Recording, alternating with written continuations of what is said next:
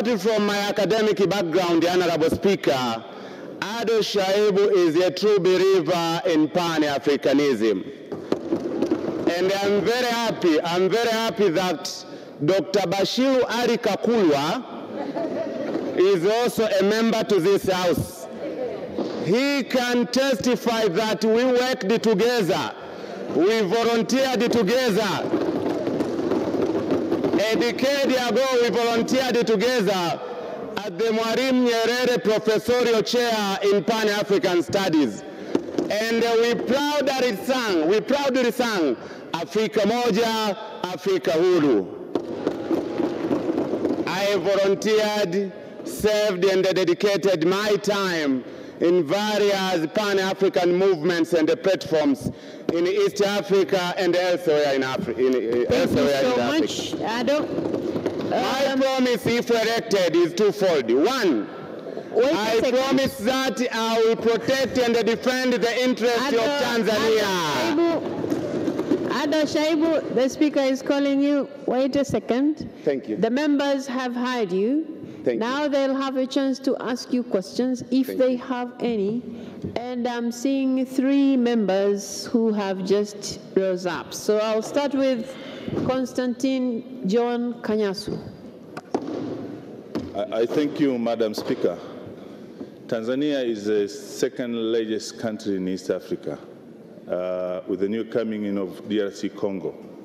It is strategically located with potential competitive advantages. I want to know what are your agenda to push in East Africa to make Tanzania great? Thank you. Mr. Ado Shaibu Ado, you're given 1 minute to respond to a member's question. Thank you very much, Honorable Speaker. The main sector of economy in Tanzania is agriculture. And therefore, my push will be to provide and to look for market for agriculture products from Tanzania. We have a lot of markets in East Africa. So my priority will be market for agricultural products. Thank you. Honorable Mwanaisha Ulenge. Thank you, Honorable Speaker. My question to Ado Shaibu is as follows. The legal and institutional framework of EAC is not in line with our national one. Do you agree with that? And if it is yes, as a member of IALA, how are you coming to make sure Tanzania will harmonize at the same time we benefit with that? Mr. Ado Shaibu, did you understand his question? I've not heard her well. Please repeat yourself.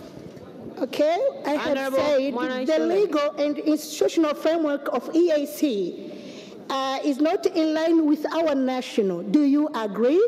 And if it is yes, as a member of IALA, how are you going to make sure Tanzania will harmonize and at the same time we benefit? Thank you. Honorable Speaker. Wait. You have to be called before you speak. Now you have a chance to respond to her question. Honorable Speaker, as said before, I've been taught in East African laws.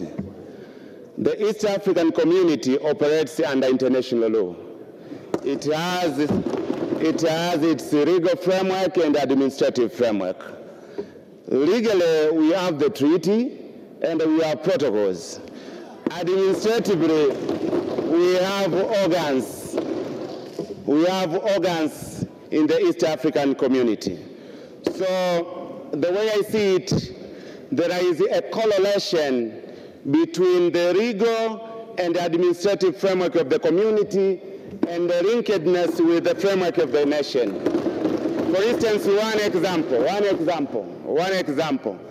There is a direct link between the East African Legislative Assembly and this House. There is a link. Thank you. Thank you so much. Honorable Jessica Kishore.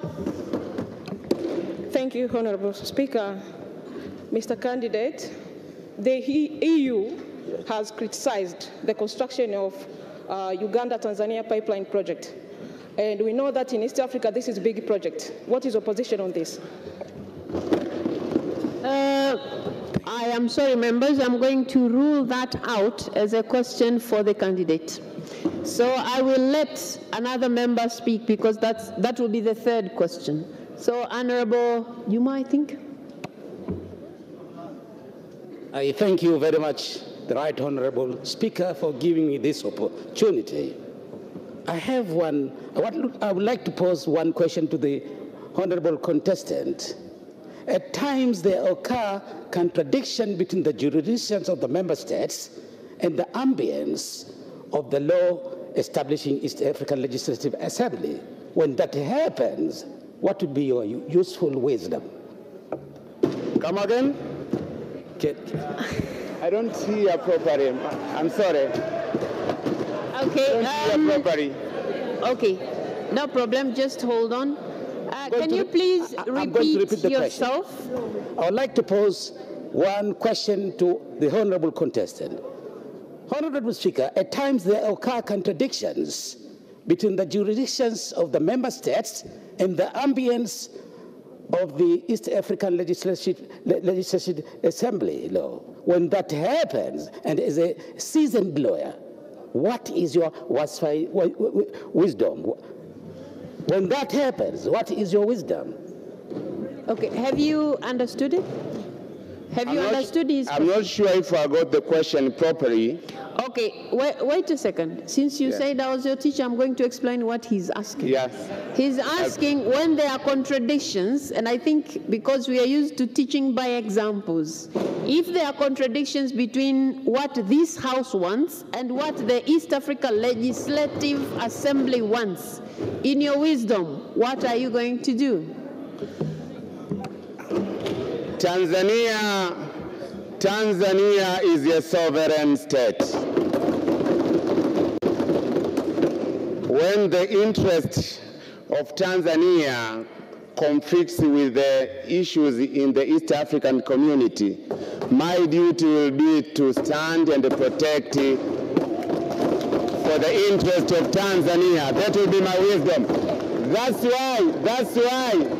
That's why in my motto, I said it categorically, our country first. Thank you very much. Thank you so much. So, because you have been asked 3 questions already, I'll give you 30 seconds to wind up, then you can go. Thank you.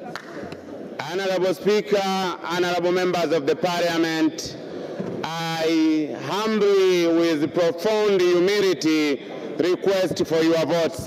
Thank you very much. Thank you so much, Ada Shaibu. You may now take your leave. Thank you so much.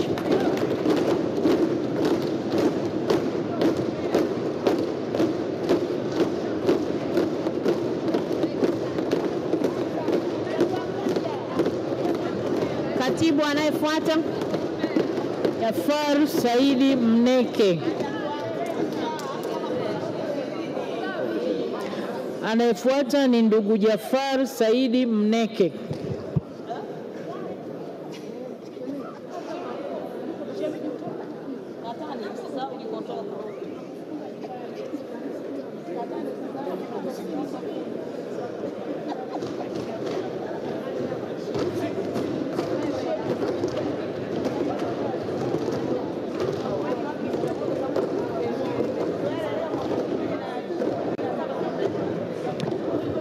Mr. Jafar Said Mneke, you are welcome to the House. And before you are the members of Parliament who are likely to vote for you if they are convinced with what you're going to do for the position that you're vying. And you're given 3 minutes to convince them. Please. Okay. Honorable members, let's listen to the candidate. Please. Honorable Speaker, Dr. Tulia Ackson, the Honorable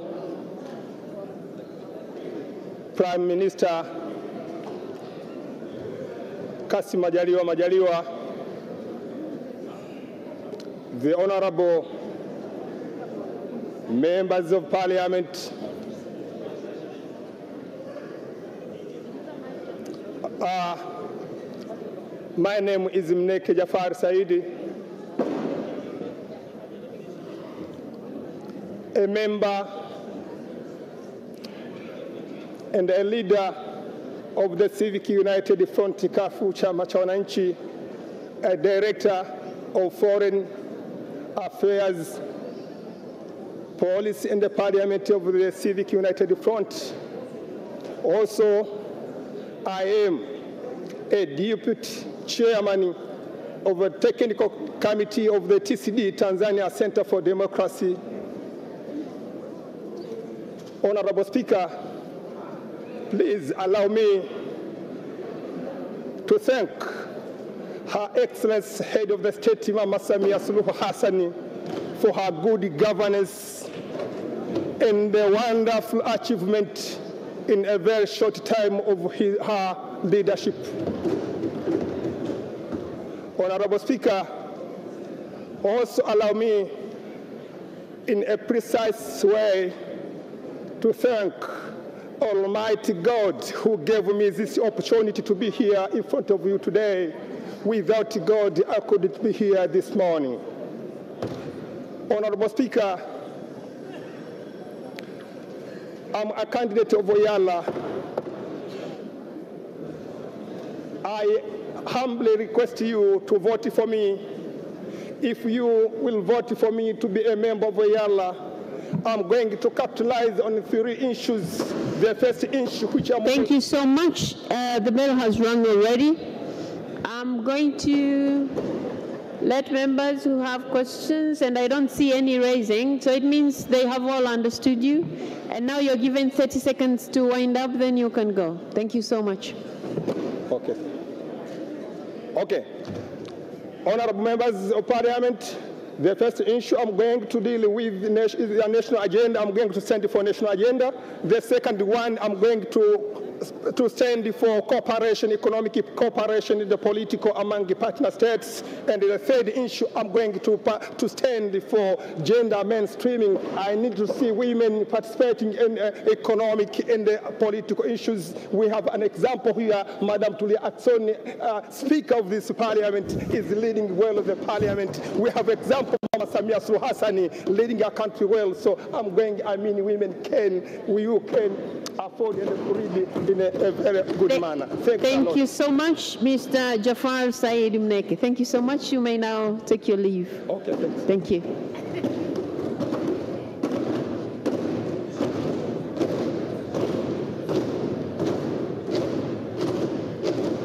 Katibu anayefuata. Anayefuata ni ndugu Mashaka Halfan Ngole.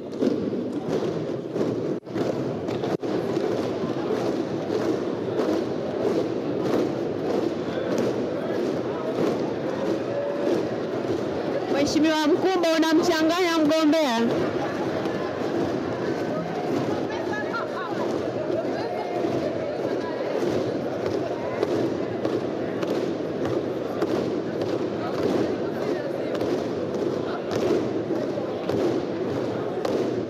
Dr. Halfan Ngole, you're welcome to the Parliament, and these are the members who are going to vote for you once they are convinced with what you're going to do as a member of the East African Legislative Assembly, should they vote for you. So you're given 3 minutes to convince the House why they should vote for you. Please. Thank you, Honorable Speaker. Honorable Speaker, Dr. Tulia Ackson, Honorable Kassim Majaliwa, Prime Minister of the United Republic of Tanzania, Honorable Ministers, Deputy Ministers, and the members of the Parliament present in this House.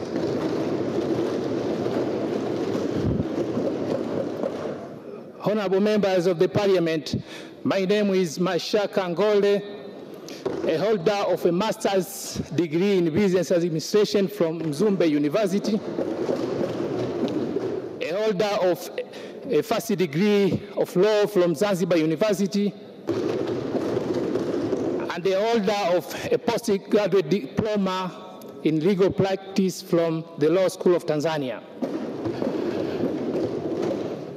Honorable members of the Parliament, I am also an advocate of the High Court and the courts below there too, and I've been practicing law for almost 10 years now. And therefore, I am conversant with the lawmaking process, which is a primary obligation of the East African Legislative Assembly. Honorable members of the Parliament, I am standing here before this House contesting for the post of a member of East Africa Legislative Assembly, as I believe to be a competent and a qualified person for that post. Honorable members of the Parliament, I pledge with my commitment that once I am elected a member of the Parliament, I will stand and defend the interests of our country on any matters presented to the East African Legislative Assembly. Honorable members of the Parliament, I also pledge to fully participate in the legislation of the laws of the East African Legislative Assembly, which are beneficial to our nation and without compromising to the national interests, to our national interests.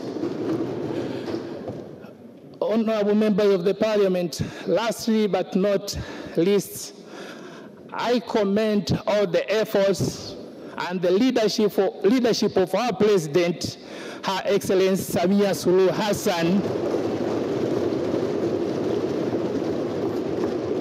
towards the achievement of the first milestone of the East Africa Legislative Assembly, which is the Custom Union.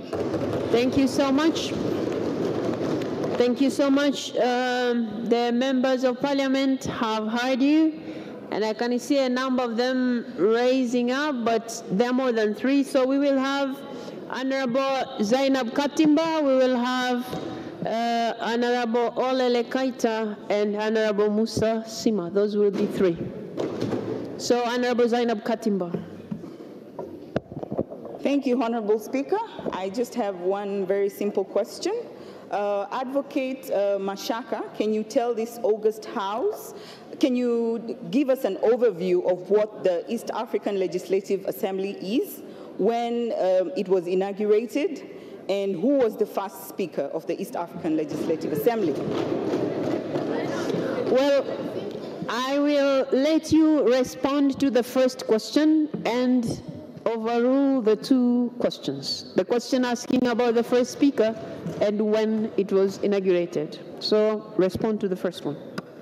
Thank you, Honorable Speaker. Thank you, member, for the question.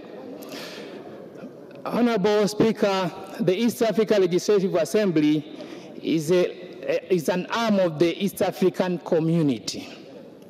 Its purpose is to legislate laws. It was inaugurated in the November 2001.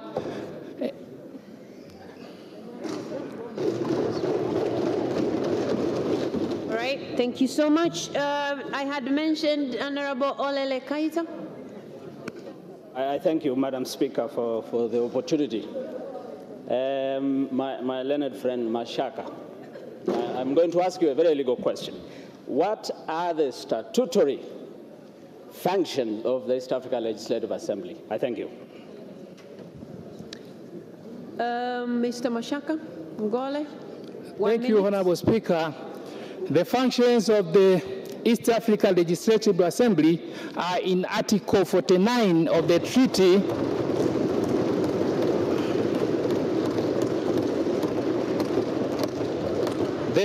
which established the East African Community. Honorable members of the Parliament, the primary objectives or functions of the East Africa Legislative Assembly, first is to legislate the laws applicable within the East African Community. Second is to debate and approve budget for the East African Community.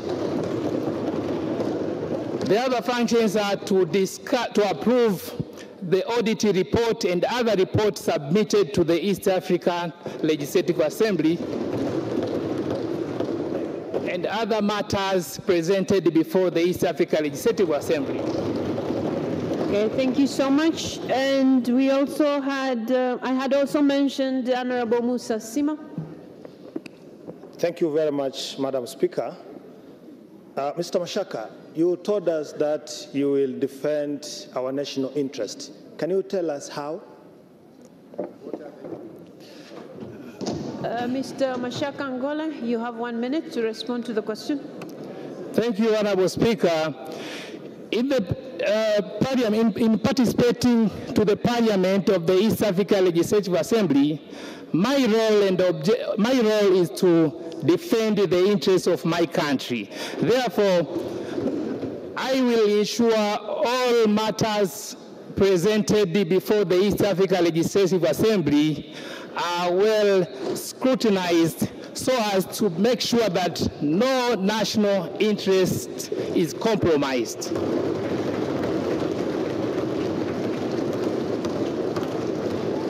Honorable members, you have already asked 3 questions, so I'm going to give you 30 seconds to wind up and then you can leave. Honorable Speaker, honorable members of the Parliament, I urge you to vote for me. Thank you. Thank you so much. You may now take your leave. Thank you.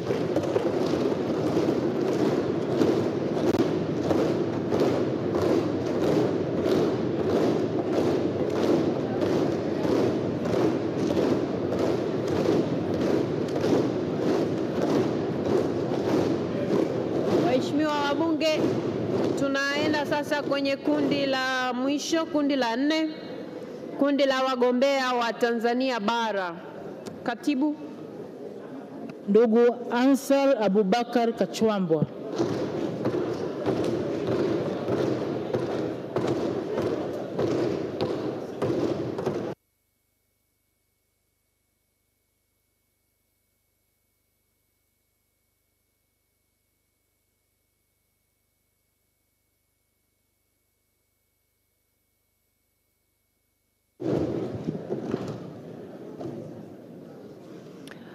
Mr. Ansar Abubakar Kachwambwa, you're welcome to the Parliament of the United Republic of Tanzania. And before you are the voters who are likely to vote for you, should they be convinced that, you fit to be a member of the East Africa Legislative Assembly?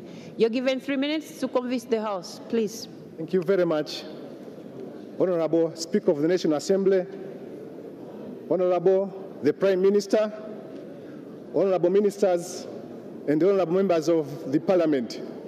My name is Kachwambwa Ansar Abubakar. Please take note that I'm a zealot, a patriot, and compromising member of Chama cha Mapinduzi. Why am I contesting for this position? First of all, it is my right. Being a Tanzanian, mature, with enough exposure, educated, it's my right to contest for that position. Secondly, we are all aware that the duties and functions of the Member of Parliament are uniform all over the world. They are universal, they are known. You are the lawmakers, you are engaged in debates about national issues, you approve the budget, you supervise the government, you stand as an arm of the state. These duties are uniform all over the world. But purely, personally, the following will be the principles which will guide me in the execution of my duty and functions as a member of the Parliament. These are the principles which will guide me. Principle number 1, the national interest. Principle number 2, security of our region. Principle number 3, business. I would like to explain briefly on principle number 1, on the national interest. The national interest is a dynamic term. It depends on the circumstance. At one time, it could be a surge of refugees, it could be terrorism or anything. But once the event is defined as the national interest, then my duty starts there. What will be that duty? That duty will be with the spirit of the nation, with the patriotism, to make sure that the national interest is protected, safeguarded, entrenched, deep-rooted, and uncompromised. And I'll be accountable for that. Thank you, Madam Speaker. Thank you so much. Okay, I'm only seeing one member who would like to ask you a question. Honorable Hadija Taya. Thank you so much, Honorable Speaker. I would like to ask the question to Mr. Kachwamba. What is your witness that can be a benefit to our country? I beg your pardon? I'm asking you, what is your witness that can be a benefit to our country? What is your witness that can be a benefit to your country? Is that witness or weakness? I think if I heard her correctly, she's asking about your weakness. Witness. So, yeah, that's it. Well, okay, you turn this side. She's asking if you have any weakness. That's her question. So you can tell the House if you have any weakness. Enough, I don't have any weakness. Okay, members, that was the only question that a member had risen up to ask. Okay, so you're given 30 seconds to wind up and then you can leave. Naomba kura zenu za ndio. Asanteni sana. You can repeat the same thing in English. Please, I beg for your vote. May God bless you. Thank you so much. You may now leave. Thank you.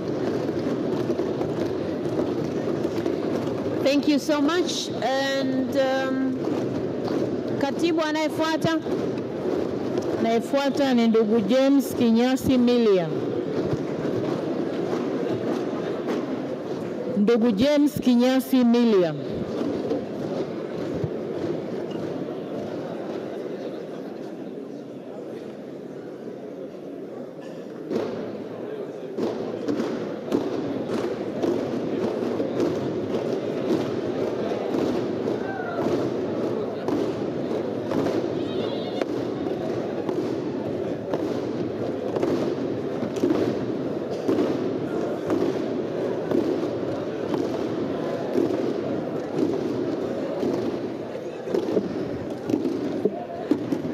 Mr. James Kinyasi Milia, you're welcome to the Parliament. And before you are the voters who you have to convince that you're capable and able to go represent the country at the East African Legislative Assembly. So you're given 3 minutes to convince the House. Please, you have the floor. Honorable Speaker, Honorable Prime Minister, distinguished members of Parliament, good afternoon. My name is James Milia.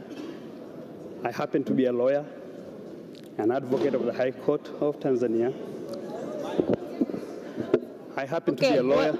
Wait a second. When you're speaking, it's usually not easy to be static, right, but you have to try, pull a little bit the mic, and then address the House. Thank you. May I start? Honorable Speaker, Honorable Prime Minister, distinguished members of Parliament, good afternoon. My name is James Milia. I'm a lawyer by training. I hold a master's degree from the University of Pretoria and the American University in Cairo. Honorable Speaker, may I, at this juncture, thank God, thank the leadership of CCM, and thank all of you, because it's for you that I'm a candidate today. Honorable Speaker, I'm humbled to stand before you with immense humility that you are here for a task to elect members of Parliament to represent our country in the East African Legislative Assembly. I believe in the EAC Assembly for a few reasons. One, it creates diversity, and diversity to me is strength and not a weakness. Two, it strengthens ties of brotherhood among and between member states. But three, it is legislative and oversight mandate. It does create an opportunity in the framework for economic and policy framework which Tanzania will benefit. Honorable Speaker, I'm privy of the role of a member of parliament within the East African community, and I want to assure Tanzanians that all legislations passed in the EAC Parliament will and should reflect the interests of Tanzania all time. Honorable Speaker, I want to assure Tanzanians through your Parliament that at all times and always I will stand up for Tanzania even if the sky was to fall. Honorable Speaker, I qualify for this position. One, because I'm a lawyer, I'm patriot, and also I got a training through this parliament for 5 years to legislate. Thank you so much, Mr. Milia. The members of parliament have heard you. And okay, there's one member of parliament who has reason to ask you a question. Honorable Judith Kapinga. Thank you, Honorable Speaker. One amongst our interests as a country is to promote Swahili language to be spoken in regional blocks, including East African Community and Southern Africa Development Community and beyond. How are you going to further this interest? Excuse me, Honorable Speaker, I've not heard it well. Can she repeat it again? I'm sorry. No. One amongst our... Wait a second. Wait a second. Honorable Judith Kapinga, may you repeat yourself, please? Yes, Madam Speaker. One amongst our interests as a country is to promote Swahili language to be used in regional blocks such as East Africa Community and Southern Africa Development Community. So how are you going to further such interests? You have heard, Yana?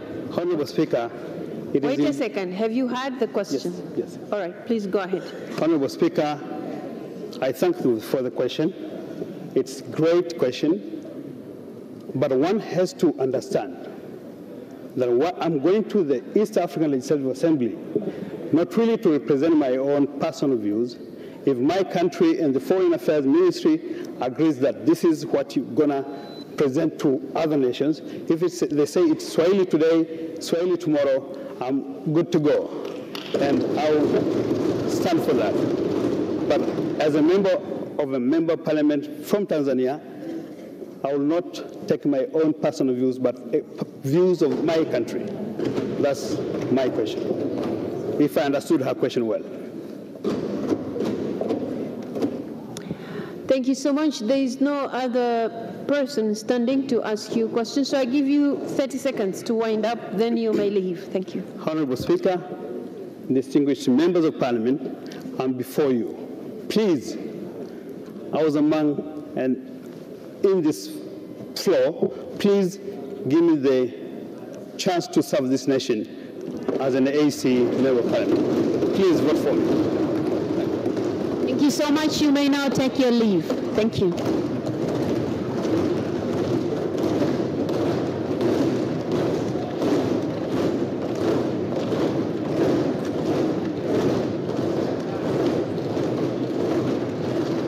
Katibu anayefuata. Anayefuata ni Dr. Ngwaru Jumanne Magembe.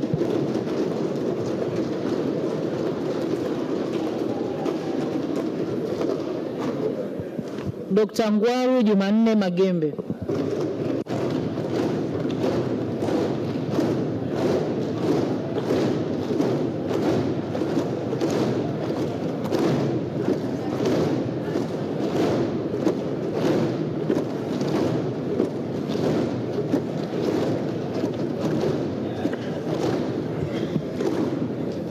Dr. Ngwaru Jumanne Magembe, you're welcome to this August House, which is going to vote for you. And before you are members who are ready to hear from you so that you convince them why you are, why they should vote for you. So you're given 3 minutes to convince the House. You have the floor. Thank you, Right Honorable Speaker. Right Honorable Speaker, Honorable Prime Minister, and honorable members, my name is, first of all, good afternoon. My name is Dr. Ngwaru Magembe. I am a member of the East African Legislative Assembly who is completing his first term, which will end in December. Right Honorable Speaker, honorable members, it has been an honor and a privilege beyond any words can possibly convey to represent my country in the East African Legislative Assembly. And I would like to start, Right Honorable Speaker, by thanking this august House from the bottom of my heart, for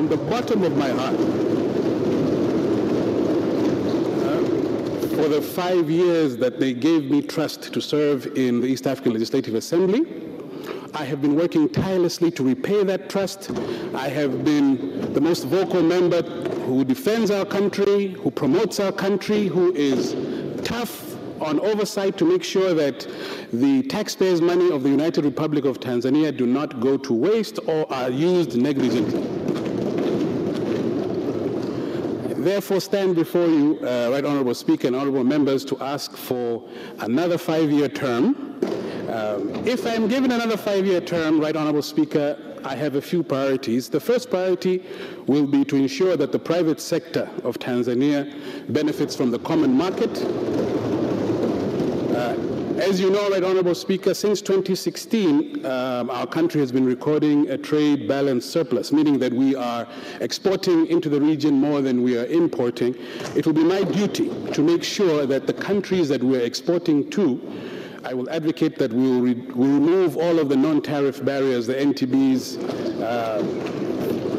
things like unnecessary tax measures, unnecessary product health standards, and so forth. Secondly, I will continue to be tough on the issue of execution of the budget to ensure that the contributions from my country and the other 7 countries to the EAC budget are used judiciously and diligently. Thirdly, Right Honorable Speaker, I would like to promise the honorable members that I will continue to give them feedback, continue to be close to them, because, honorable members, without you, there can be no me. Thank you so much. Thank you so much. There is only one member standing to ask you. Oh, there are 2. So we have Honorable Jerry Sla, followed by Honorable Kigwangala. Thank you, Honorable Speaker, or rather Right Honorable Speaker, for giving me this opportunity to ask one question to Honorable Dr. Ngwaru Jumanne Magembe. I'm quite impressed, not only for your strong and credible presentation you just presented to us, but also for your pronounced academic qualification to a young age. And I'd like to ask you one question. When you are elected to represent us on 2017, East African Community had 5 member states by then. Currently, we are aware that South Sudan and Congo have joined the East African Community. And with the current government investment in infrastructure, be it the standard gauge and the port project, which will increase the haulage of goods in this country, how are you going to cement our footprint as the member of the East African Community on the biggest market of trade in the Congo as the new member of the East African Community? Thank you. Dr. Ngwaru, please, you have 1 minute to respond. Thank you, Right Honorable Speaker. That's a very good question.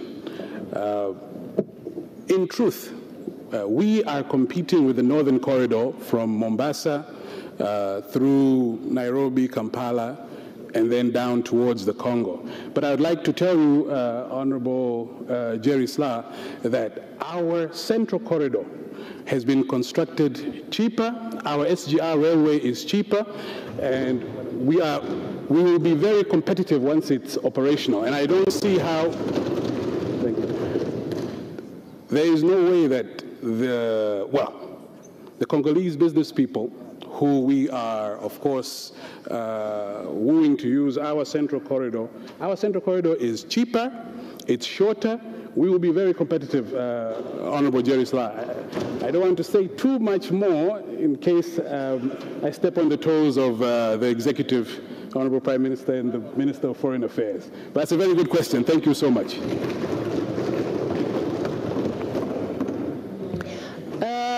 Honorable Dr. Kigwangala.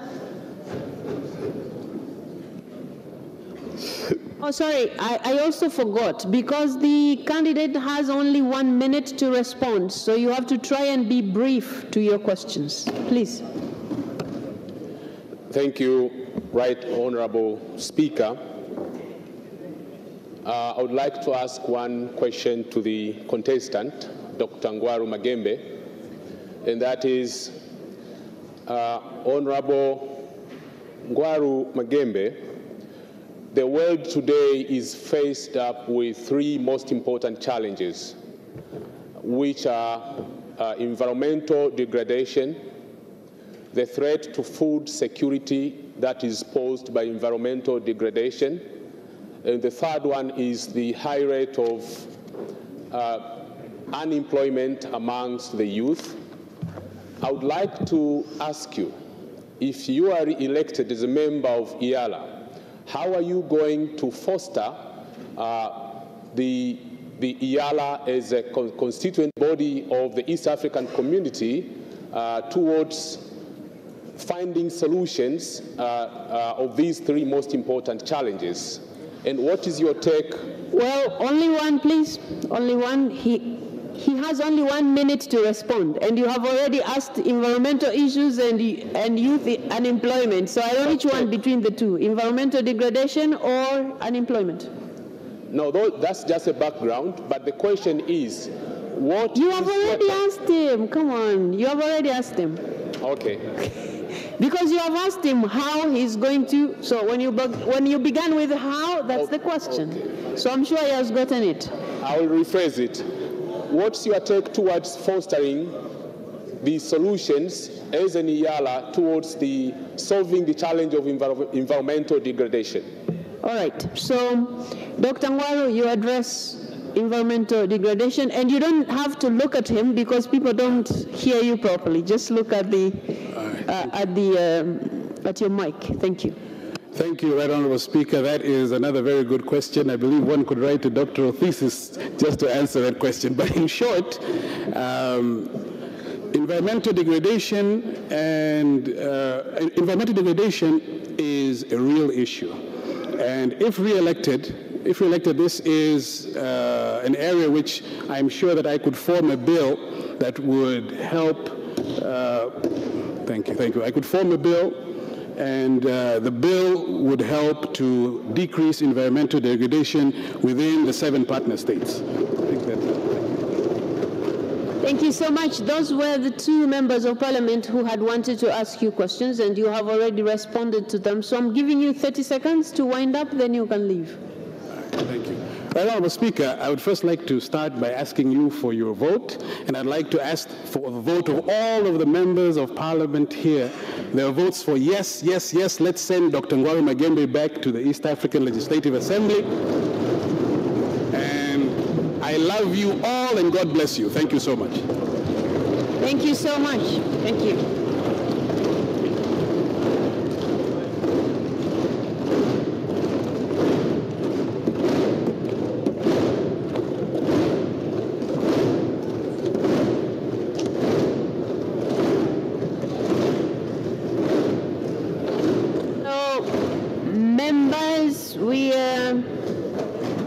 Sorry. Waheshimiwa wabunge, Waheshimiwa wabunge, kwa kutumia kanuni ya 34 na fasili ndogo zinazofuata hapo, tutaendelea na hii shughuli mpaka tumalize. Kwa hivyo katibu, endelea kuita waliosalia. Anayefuata? Anayefuata ni ndugu Adui Saif Kondo.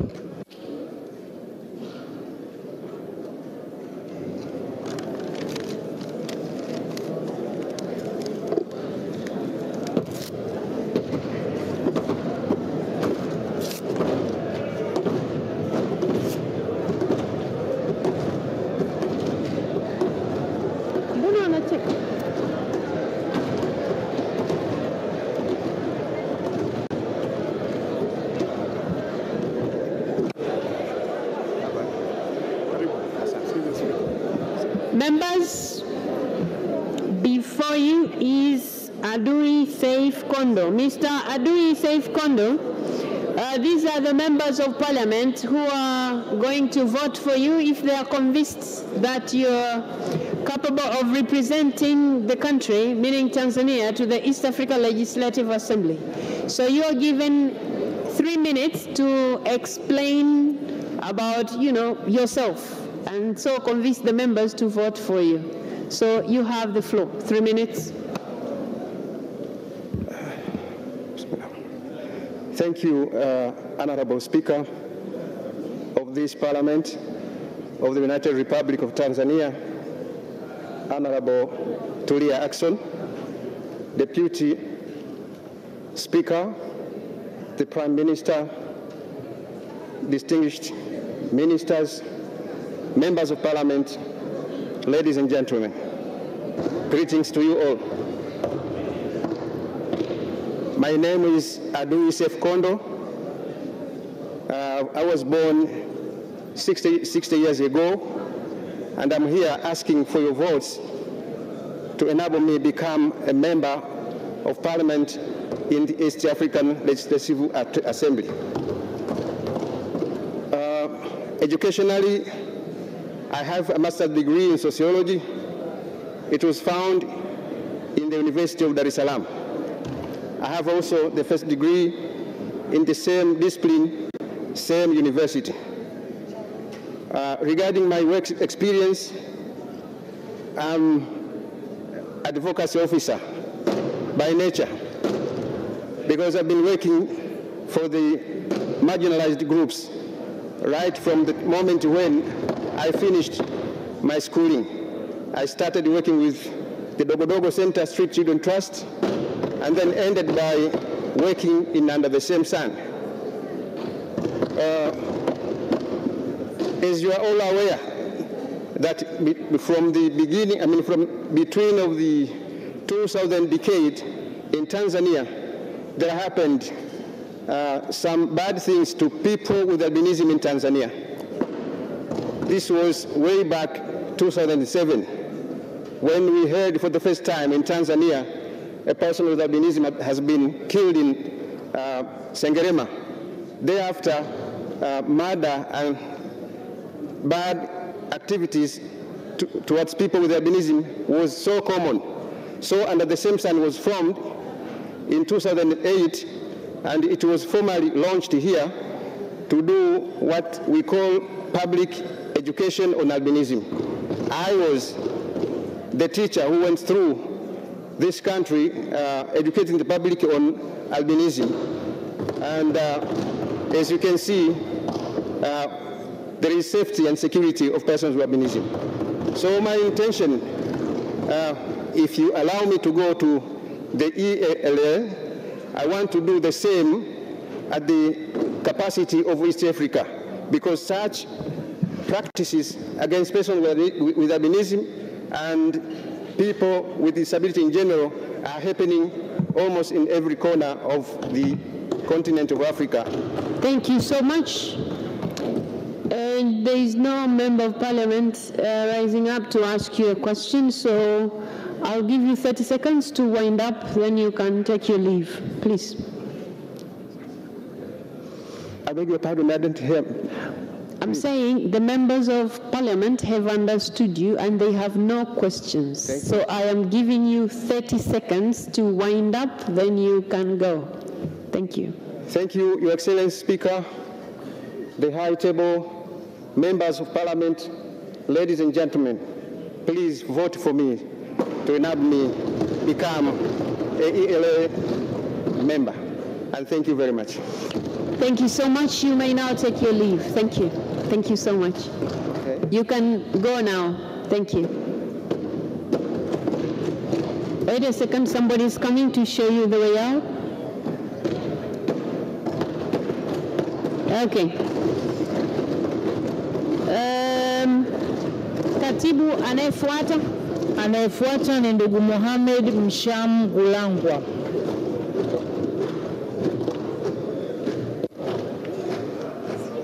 Ndugu Mohamed Msham Gulangwa.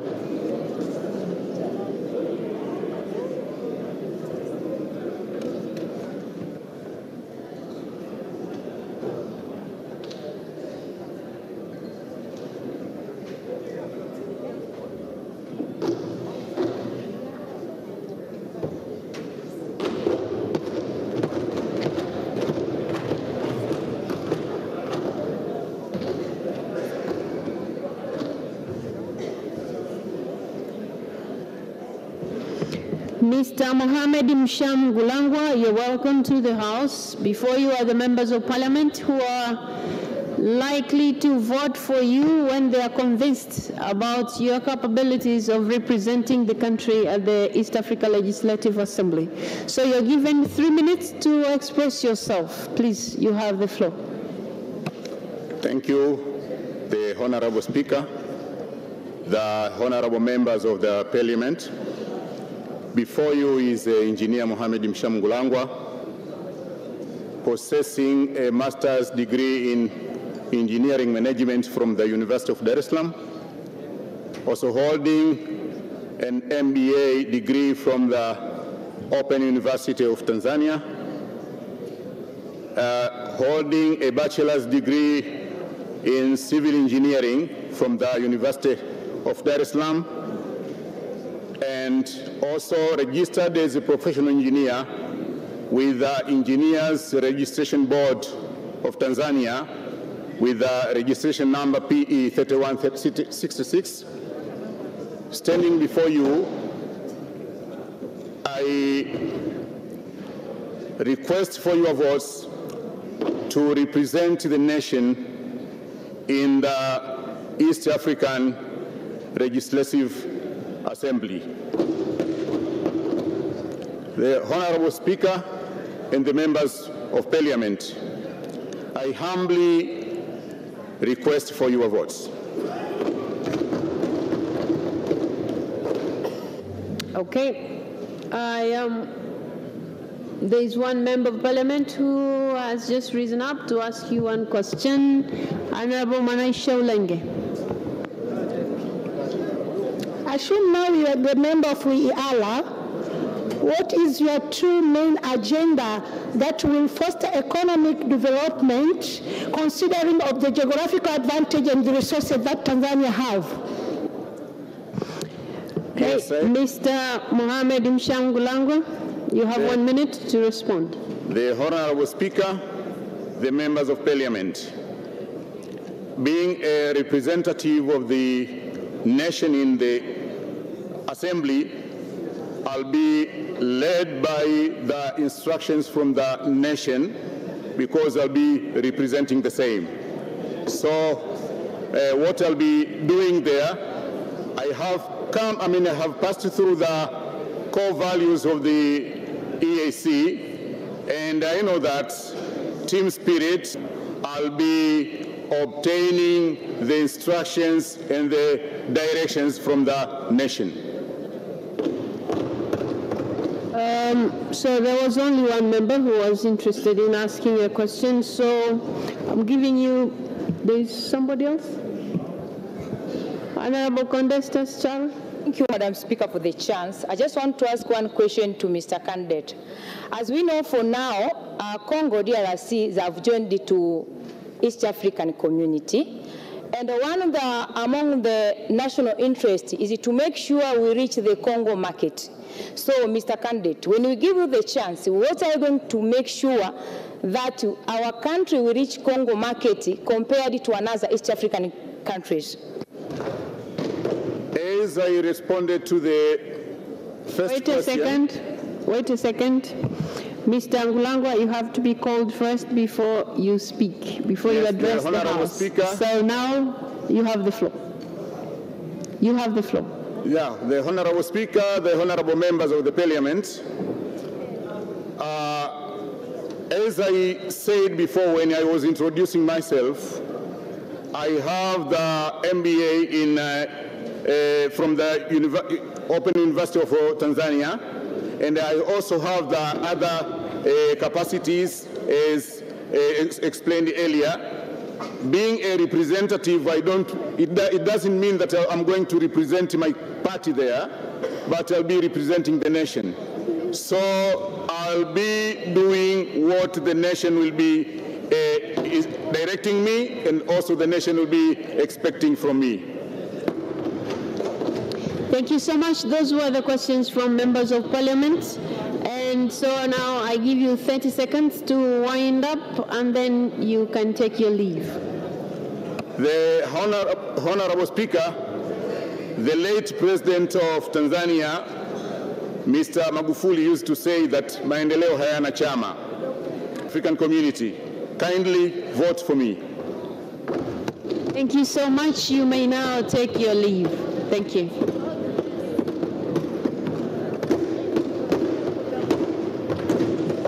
Katibu anayefuata? Anayefuata ni ndugu Thomas Malima.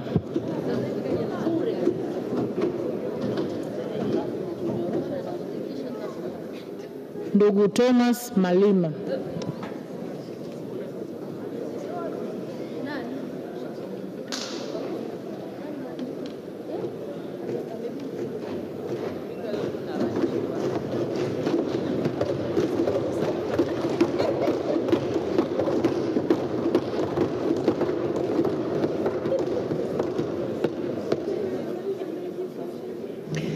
Mr. Thomas Malima, before you are the members of Parliament of Tanzania, and they would like to hear from you why they should elect you to be a country's representative to the East Africa Legislative Assembly.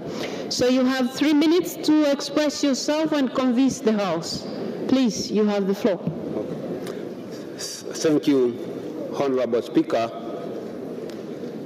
Thank you, Prime Minister and the other honorable members of this honorable Parliament of Tanzania. Honorable Speaker, first of all, I have to introduce to you, my name is Thomas D.C. Malima. I'm a graduate of Bachelor of Arts with Education from the University of Dar es Salaam.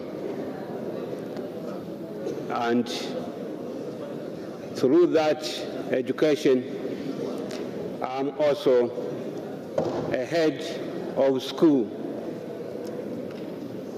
in Kigoma, at Kigoma. I'm here just to vie for the post of representing our nation to the East African Legislative Assembly due to the fact that, first of all, I'm a Tanzanian. I have the right to contest for this, and also I'm capable to contest for this and to represent the nation at the Assembly. I know the function of this Assembly is just to discuss various agendas and motions which are tabled in the Legislative Assembly. Also, the Assembly is responsible to discuss and approve the budget of all organs of the East African community. And so, therefore, as a member of East African Legislative Assembly, if you will elect me to be a member, first of all, I will coordinate and communicate together with other elected members from Tanzania to take the national interest to the Legislative Assembly. Here, we need a person who is loyal to the nation, a person who is cooperative to the government, a person who knows the resources of the nation and how to protect them. I'm the one who am able to cooperate with other members who will be elected and to be a member of this Legislative Assembly for the interest of the nation, so that to make the nation of our nation to grow longer. Also, as a member of this Legislative Assembly, I will make sure that I will take directives from the ministry responsible for East African community affairs in order to make sure that when we are discussing issues in the Parliament, we will discuss according to the national privileges and the priorities. Thank you so much. I see no member interested in asking any question. Oh, there's one. Yeah, there's only one. Honorable Alim Chungahela. Thank you, Mr. Honorable Speaker.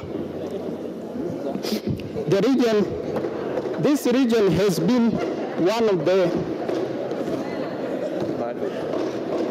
region has been one among the dumping place of the market.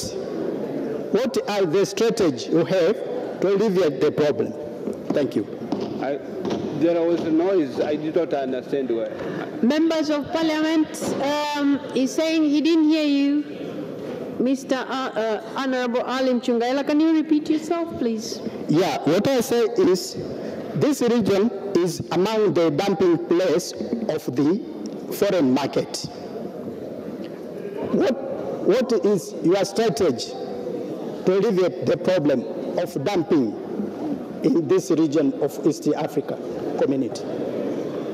Okay. Honorable members, I will rule that out as a question to a candidate, and I see no other member of Parliament rising up to ask a question. So I give you 30 seconds to wind up, and then you may take your leave. Thank you, Madam Speaker. As I've introduced to you, I'm vying for this post because I know there are some issues which we are going to discuss, not for my own views, but the national views to the community. Even the issue of markets, together with other elected members, with the government of Tanzania, will make the strategy to make sure that this will be our strategy to the East African Legislative Assembly. So through that strategy, we'll make sure that our nation benefit from the community, and also the East African community benefits, and will prohibit Thank you so much. the dumping commodities from other countries, not from Thank you so much, Mr. Malima. Thank you. Thank you so much. You may now, thank you so much. You may now take your leave. Thank you. Thank you.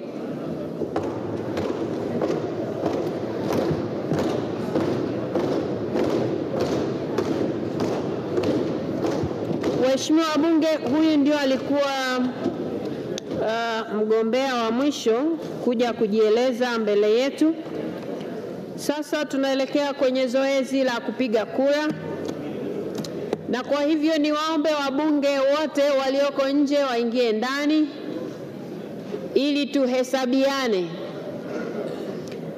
Na tukishamaliza hesabu, mbunge aliyeko nje, kwa sababu tunataka kutenda haki, hatoruhusiwa kuingia tukishamaliza hesabu, ili tusisumbuke kwenye kuhesabu kura. Wabunge wote walioko nje waingie ndani, zoezi la kuwahesabu linaanza mara moja.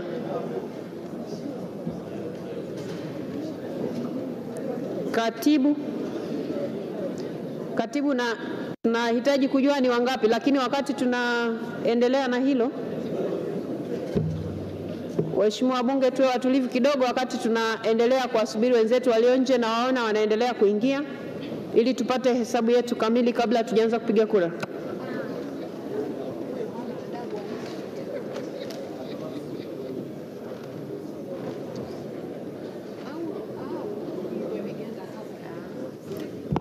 Haya, wakati hesabu inaendelea kupigwa hapa, katibu na timu yake waendelee kujiandaa, kwa sababu zoezi la kupiga kura linapoanza karatasi zitagawiwa. Kwa hiyo maandalizi yaendelee wakati nasubiri hesabu hapa mbele.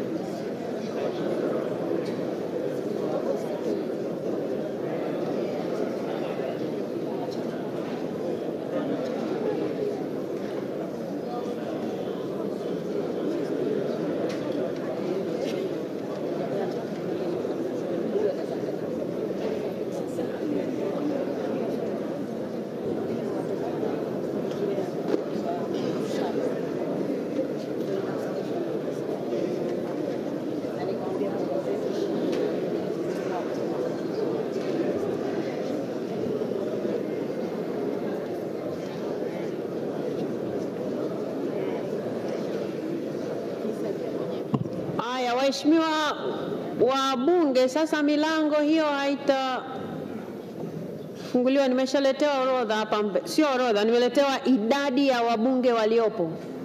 Kwa hiyo wasaidizi, milango iko mitatu ya kutoka na kuingia hapa ndani.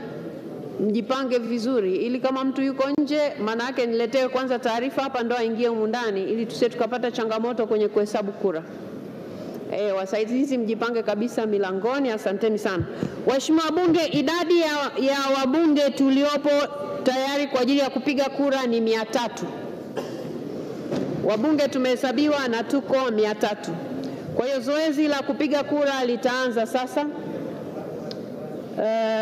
Katibu na timu yako, tunahitaji sasa makaratasi yaanze kugawiwa. Tuko wabunge 300. Kama kuna mbunge anaongezeka asiingie kabla sijapewa taarifa hapa mbele.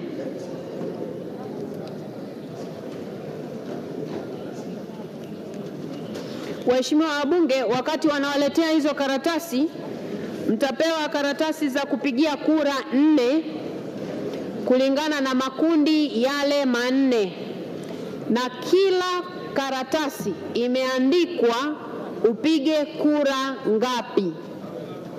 Kundi la kwanza unapiga kura 3 kati ya majina 6 na mtayaona hapo.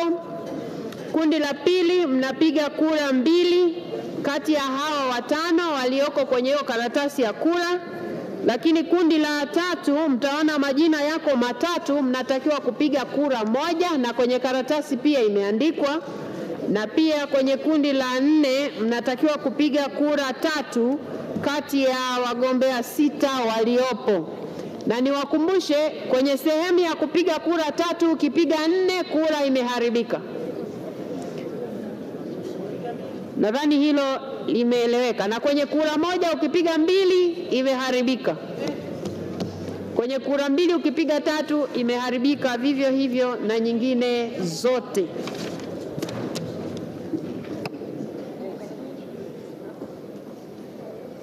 Wasaidizi sasa mtawanyike tayari kwa kugawa kura.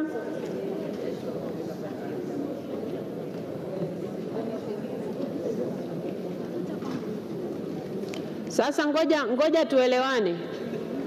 Nyinyi mlioshika karatasi mmeshika za kundi moja moja? Mmeshika karatasi za kundi moja moja au makundi yote? Kundi moja moja. Wewe umeshika makundi mangapi? Kundi moja. Kundi A. Yule kule nyuma. Sasa kama hivyo ndivyo katibu. Ngoja njoo. Kama ndivyo, kama mnagawa moja moja, nendeni kwa pamoja. Kama mnagawa moja moja, nendeni kwa pamoja ili mnampa huyu 4 mpaka tutakaposema nani hajapata, tutajua hajapata karatasi ipi, kwa sababu la sivyo tutachanganya mambo.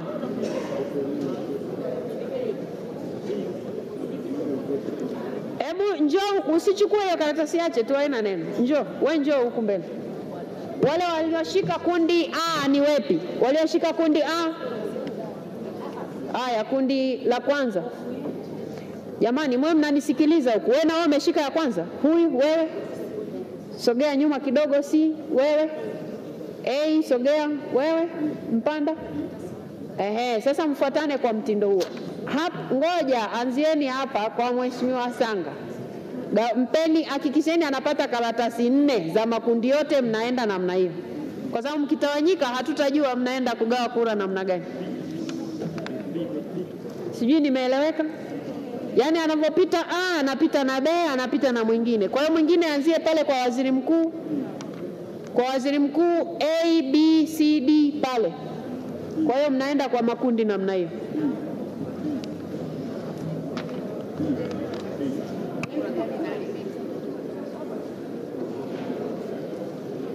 Haya, Mheshimiwa Sanga una karatasi ngapi?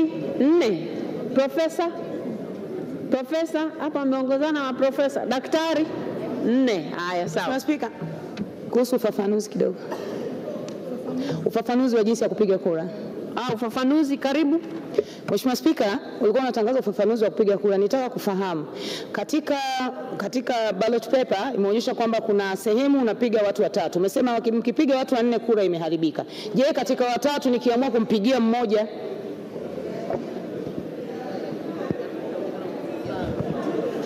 Sawa, sasa masharti tuliyoweka kwenye hizi karatasi za kura na masharti aliyokuwa ameyasoma katibu mapema.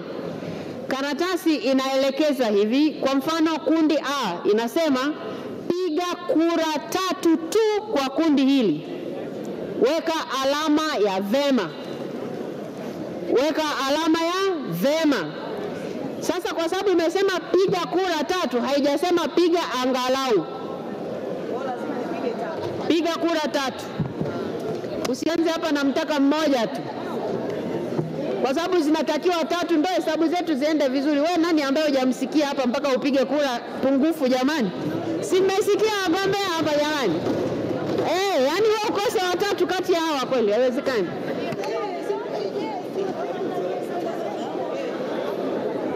Haya, waheshimiwa wabunge, zoezi la kugawa makaratasi limeshaanza. Na sasa naambiwa wako wabunge nje wanasubiri kuingia. Sasa kama nilivyosema, zoezi letu ni la wazi. Nataka kujua wako wangapi? Upande huu wako wangapi?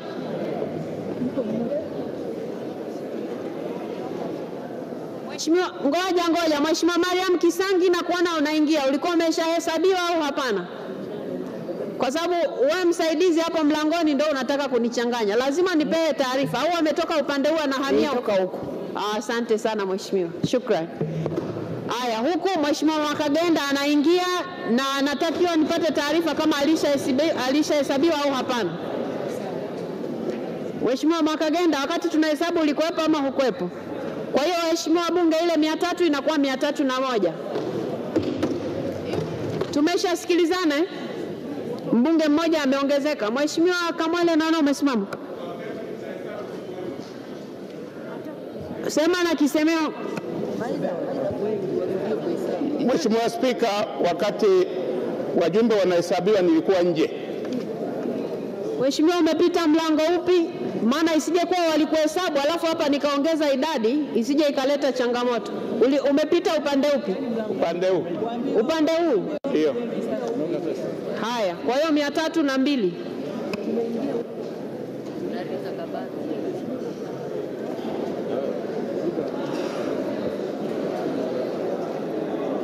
Taarifa Mheshimiwa Spika. Mheshimiwa bunge asiingie, hata nyinyi wasaidizi huko milangoni, asiingie mtu kabla sijaambiwa. Taarifa Mheshimiwa Spika. Mheshimiwa Joseph Mwagama. Mlango mkubwa kuna Mheshimiwa Zaituni Swai alikuwa hajahesabiwa. Mheshimiwa Zaituni Swai, tunakuwa na 303. Mheshimiwa Zaituni Swai. Kwa hiyo hapo wanakuwa wameongezeka wabunge 3 zaidi. Kwa hiyo 303 jumla.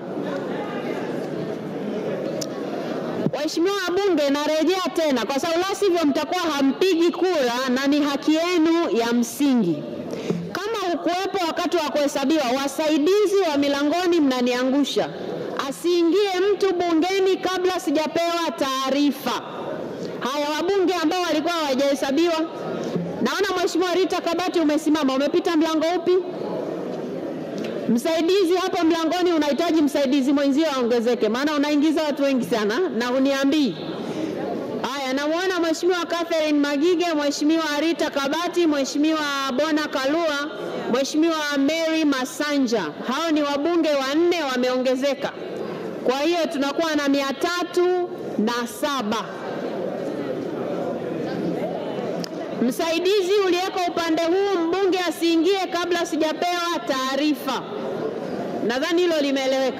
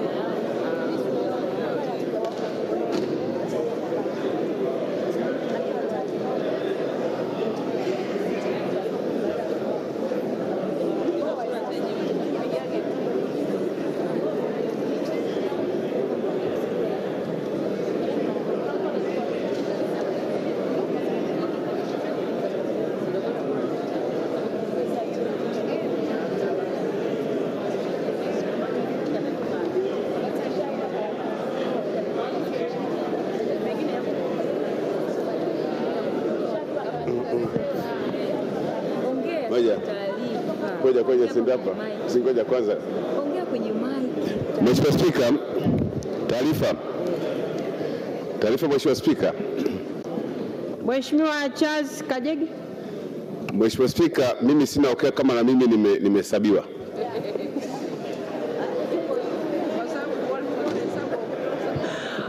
Waheshimiwa wabunge.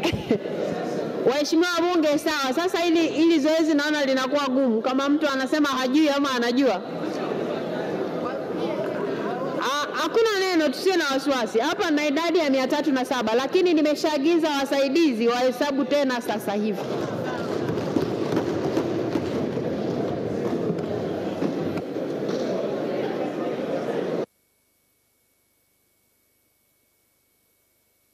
Wa Bunge TV, hayo ndio yanaendelea ndani ya ukumbi wa Bunge. Na kupiga kura kujatangazwa bado. Naona kuna watu mmeanza kuweka tiki huko.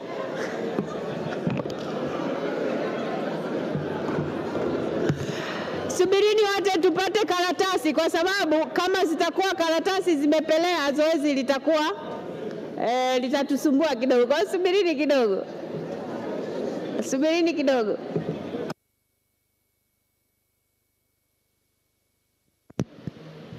Wakati zoezi la ugawaji karatasi, ambapo hadi sasa idadi inaonyesha wabunge walioko ndani ya ukumbi wa Bunge ni wabunge 307, na wakati huo huo zoezi la kuhesabu wabunge walioko ndani likiendelea.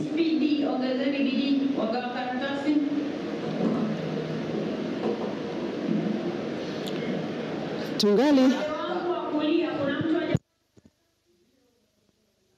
karatasi karibu mmoja zote hazipo hapa. Mheshimiwa Getere, manake umeingia baadaye. Jirani yako mbona anazo? Hapana, ni hizo tumepewa 2 tu mheshimiwa. Hakuna za karatasi nyingine ya 3. Umepewa ngapi? 2 tu. Na wasi wameshaondoka, wameenda upande wa pili. Haya, ngoja nisaidie. Mheshimiwa Getere, nisomee za kwako, ni kundi gani na kundi gani? Kundi B na kundi A. Bado C na D. Jamani, makaratasi C na D upande huu bado hayajafika. Mheshimiwa Spika, hata huko bado. Hata huko mheshimiwa. Mheshimiwa Spika, hata huko bado. 2 au 3? Hata huko bado tumepata 2 tu.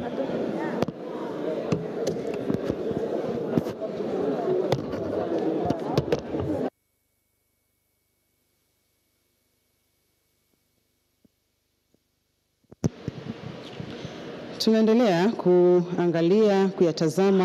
Ngoja, twende vizuri. Nyinyi mnaogawa makaratasi nisikilizeni. Mtu ambaye ana kundi C na D, hebu anyoshe mkono. C na D. Sio wabunge wanaogawa karatasi C na D. Nani wanazo? Wewe mwenye C hapo katikati. Wewe unaongea na Mheshimiwa Neema Mgaya. Una kundi gani? Njoo malizie kwanza huko. Mwenye D, mwenye kundi D. Nyinyi wasaidizi wa katibu, mwenye kundi D, mmoja arejee huku. Malizeni kwanza upande huu. Maliza hapa, alafu fuata panavyofuata. Rudi hapa, rudi hapa, anzia hapa. Haya, kule nyuma nani hana 4?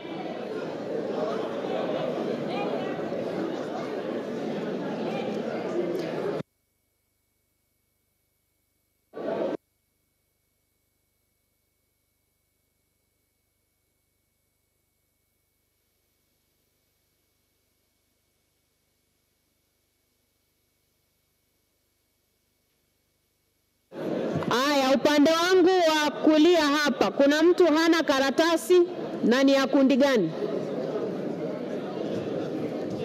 C huna. Huyo wa nyuma yako ana nini? Haya, C yule pale akupe. Kuna mtu hana hapo mbele. Zinakuja.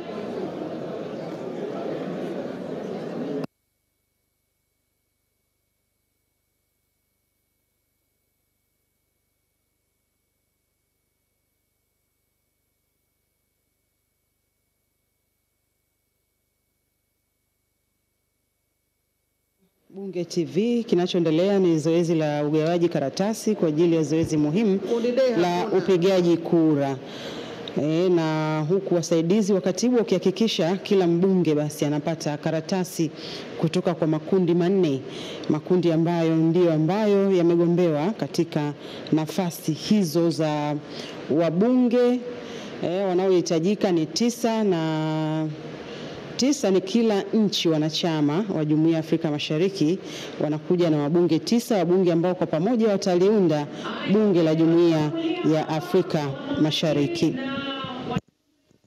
Kule nyuma kuna mtu hana karatasi yoyote hapa? Wote mnazo 4. Mheshimiwa Matei, wote mnazo 4 sasa. Bado ipi? Nini? Aya, kundi D mpelekee karatasi Mheshimiwa Juliet Masaburi.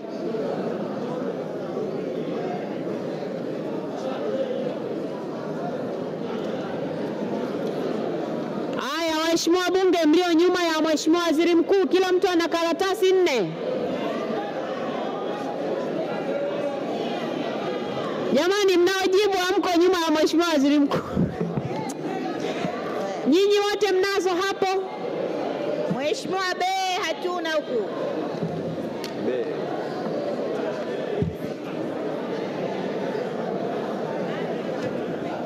Mheshimiwa Rita Kabati, huna karatasi gani? Aya, A huku mbele mpelekeni karatasi Mheshimiwa Rita Kabati. Yule anayegawa A ampelekee karatasi Mheshimiwa Rita Kabati. Mheshimiwa Spika, B hatuna hapa. B. Nani anayezungumza?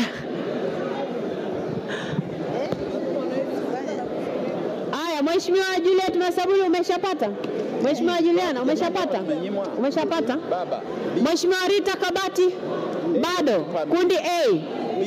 Jamani, kundi A mtafutieni karatasi Mheshimiwa Rita Kabati. Kundi A. B. Kundi A Mheshimiwa Rita Kabati. Mheshimiwa Spika, kundi B. Yuko Spika, hatujapata A, B wala C hatujapata. Sijui ni nani anazungumza? Nani anayezungumza? Mheshimiwa Ridhiwani Kikwete, huna karatasi gani? Naona umenyosha. Okay. Upande wangu Mheshimiwa mwana, huna karatasi gani Mheshimiwa Naibu Waziri? B. Yeah. Aya. Modesta, karatasi B kwa Mheshimiwa Naibu Waziri. Karatasi B kwa Mheshimiwa Naibu Waziri hana, mtafutie.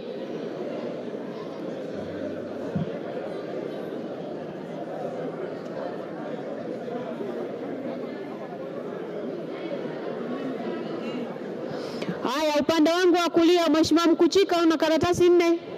Una karatasi 4? Upande wangu wa kulia kuna mtu ana karatasi pungufu ya 4? Hakuna.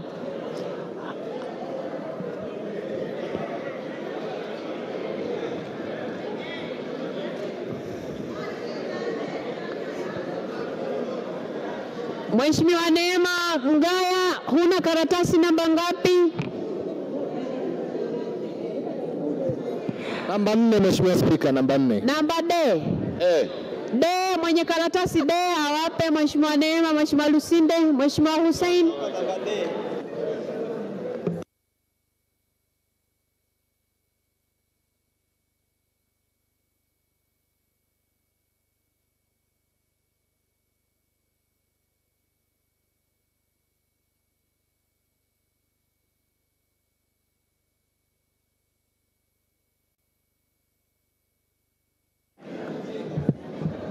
Kizingiti, nasubiri idadi ya wabunge walioko humu ndani ili nimruhusu Mheshimiwa Rose aingie.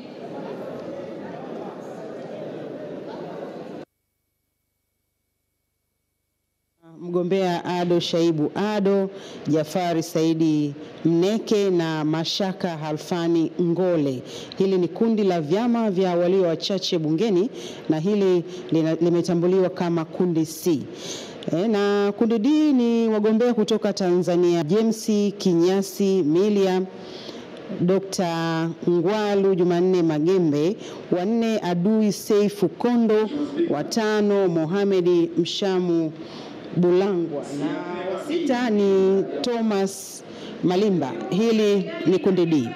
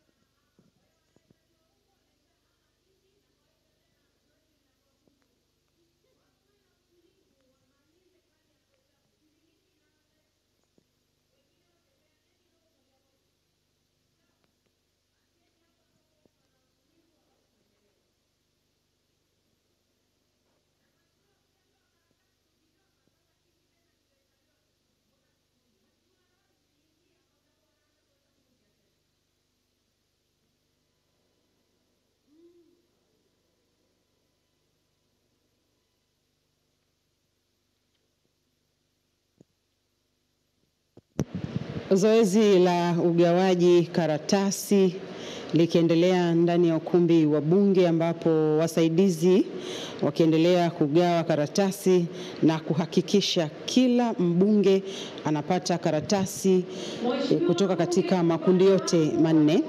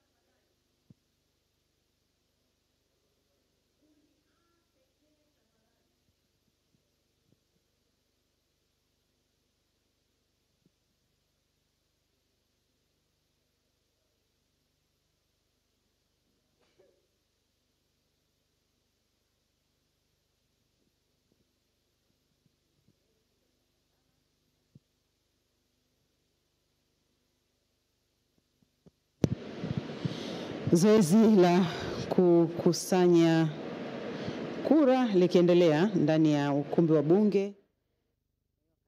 Hili likiendelea, tujikumbushe sifa za mtu kuchaguliwa kuwa mbunge wa Bunge la Jumuiya ya Afrika Mashariki, sifa ambazo zimeainishwa katika ibara ya 50 kifungu cha pili, ambapo ni na kwanza kabisa, ili mtu achaguliwe katika nafasi hiyo awe raia wa nchi mwanachama husika.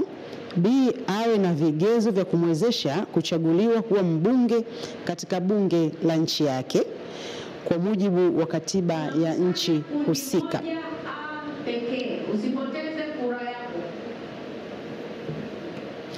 Na C, asiwe waziri katika nchi mwanachama. Mheshimiwa Bunge, baada ya uhakiki wa Bunge kwa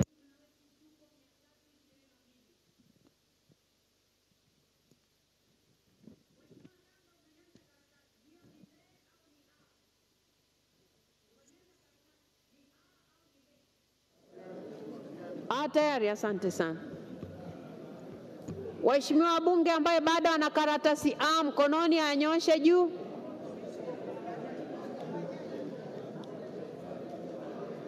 Haya, kundi A mnaokusanya karatasi ongezeni mwendo.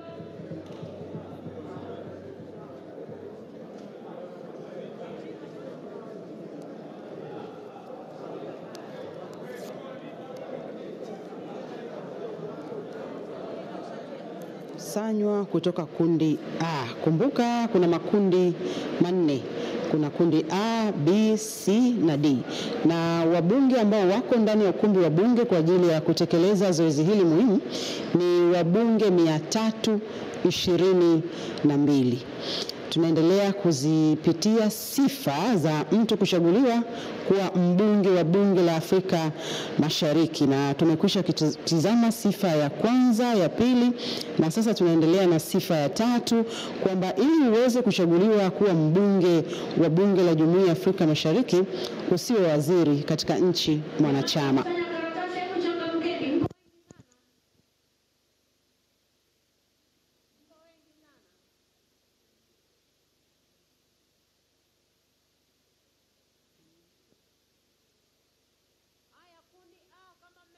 Kukusanya rejeni huko mbele. Nani ana karatasi ya kundi A bado, waheshimiwa bunge? Kundi A rejeni huko mbele na mabox. Kule nyuma Modesta, kuna mtu hajapiga kura au shida iko wapi?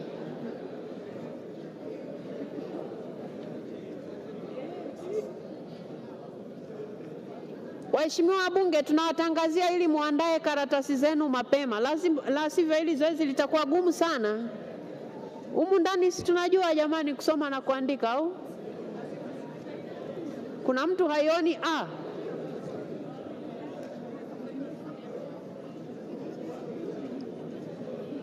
Aya, tafadhali kusanyeni hizo kura zote kwenye box moja, kundi A.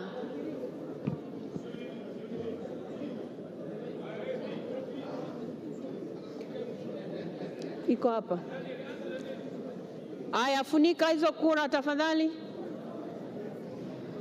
Aya, kundi B sasa. Kundi B, nyinyi mko wengi, anzia upande huu wawili, anzia upande huu wawili. Kundi B, Modesta huku, wawili huku. Haya, anzia hapa, ndio maana mnachanganya mambo, au zimejikusanya pembeni? Haya, tunaanza kukusanya kundi B sasa.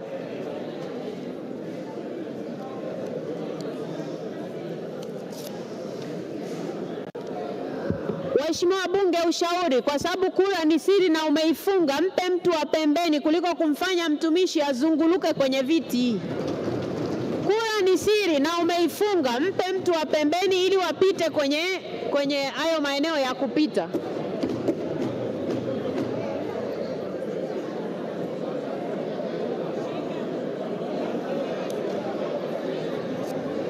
Kunja kura yako, mpe mtu wa pembeni, hatoifungua.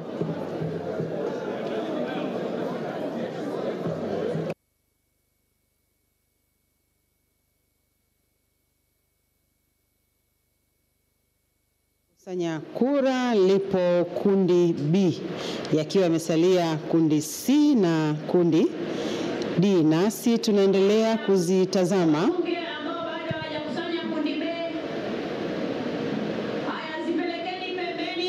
Zipelekeni pembeni. Upande anaopita mhudumu ndio peleka upande huo.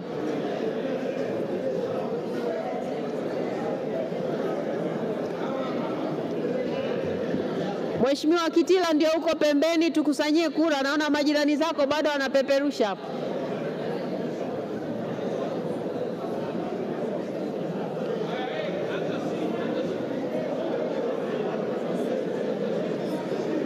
Msichanganye mambo, si hatujaanza.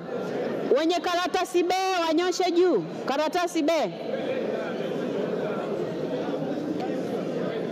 Haya, B rejeni huku mbele kama mmemaliza kukusanya faster. B rejeni huku mbele na mabox. Waheshimiwa wabunge, andaeni kura C, kundi C. Andaeni kura C na pelekeni pembeni. Andaeni kura C na peleka kwa mbunge aliyeko pembeni. Haya, tunaenda vile vile kundi C sasa. Kundi C, anzia huku, wengine wawili waanzie huku. Nenda kwenye zile za katikati pale.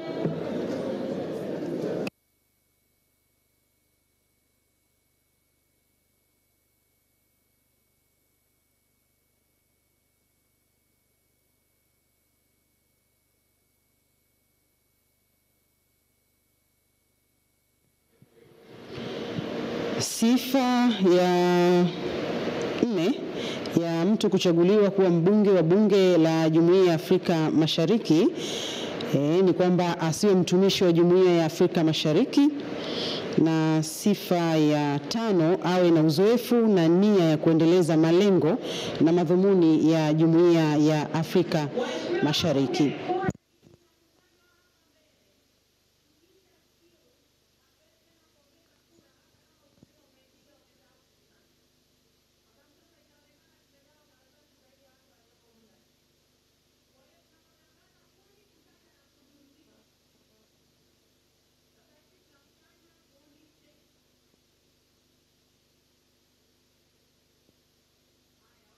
Meshamaliza kukusanya hizo, waanze kujiandaa kukusanya kundi D.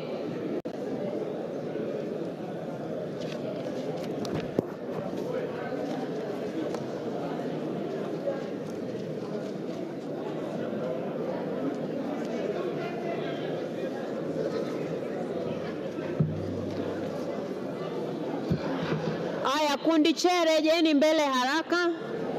Wekeni kwenye boksi ambalo limeandikwa kundi C.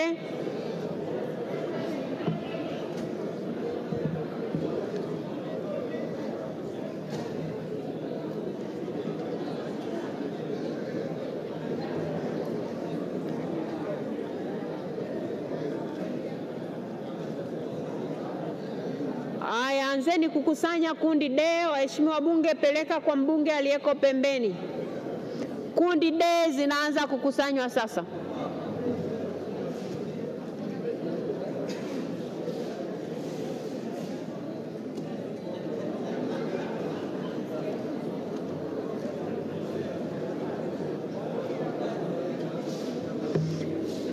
Katibu.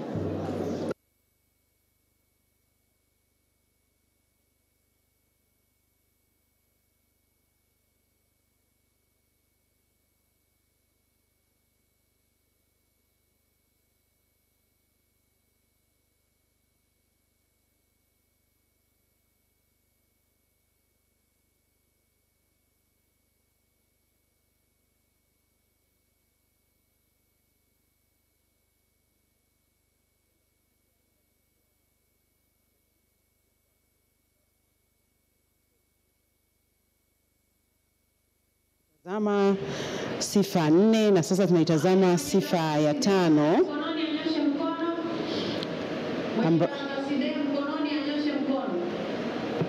Haya, zinakusanywa hapo. Mwenye karatasi D ainyoshe juu ili ikusanywe. Haya, D mlioenda kukusanya rudini huku mbele. Rudini huku mbele muweke kwenye boksi lililoandikwa.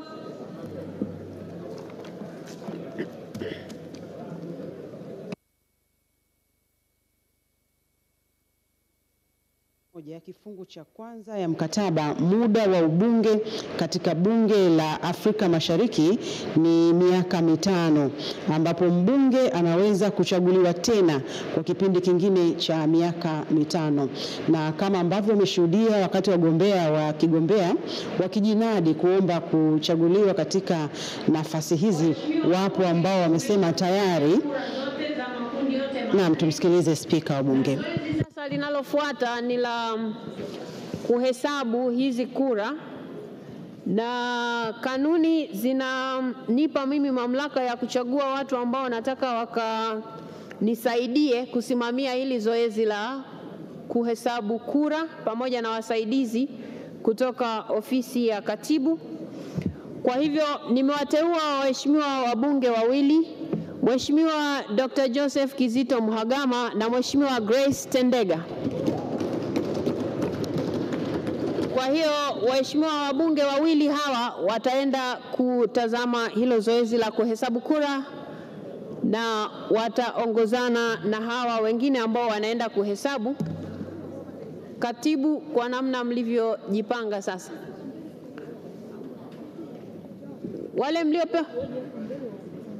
wale mlioteuliwa kwenda kuhesabu kura muongozane na. Aya, asante sana.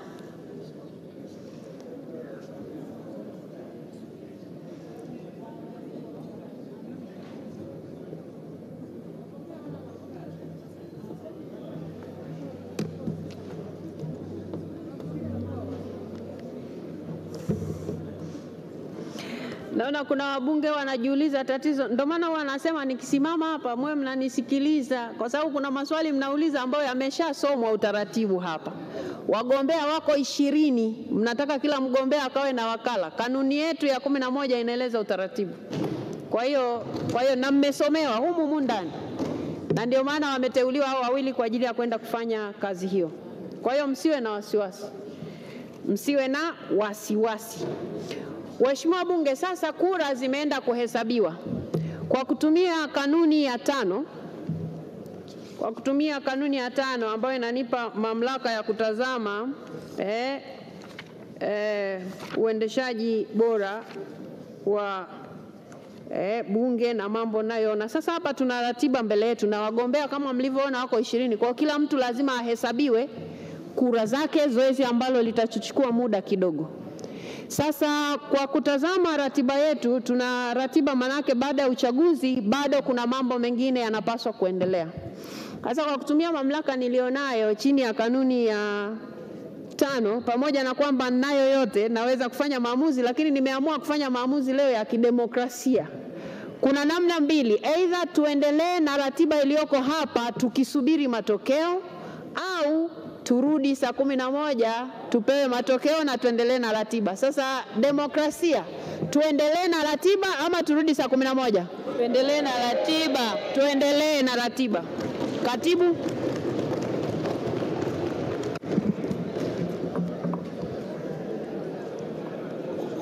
Hoja za serikali, miswada ya sheria ya serikali, mswada wa sheria ya marekebisho ya sheria mbalimbali za fedha wa mwaka 2022, the Written Laws Financial Provisions Amendment Bill 2022, kusomwa mara ya pili. Waheshimiwa wabunge, hoja hii ilikuwa imeshawekwa mezani asubuhi, na hivyo nimuite Mheshimiwa Waziri wa Fedha na Mipango, Mheshimiwa Mwigulu Lameck Nchemba aje atoe hoja yake.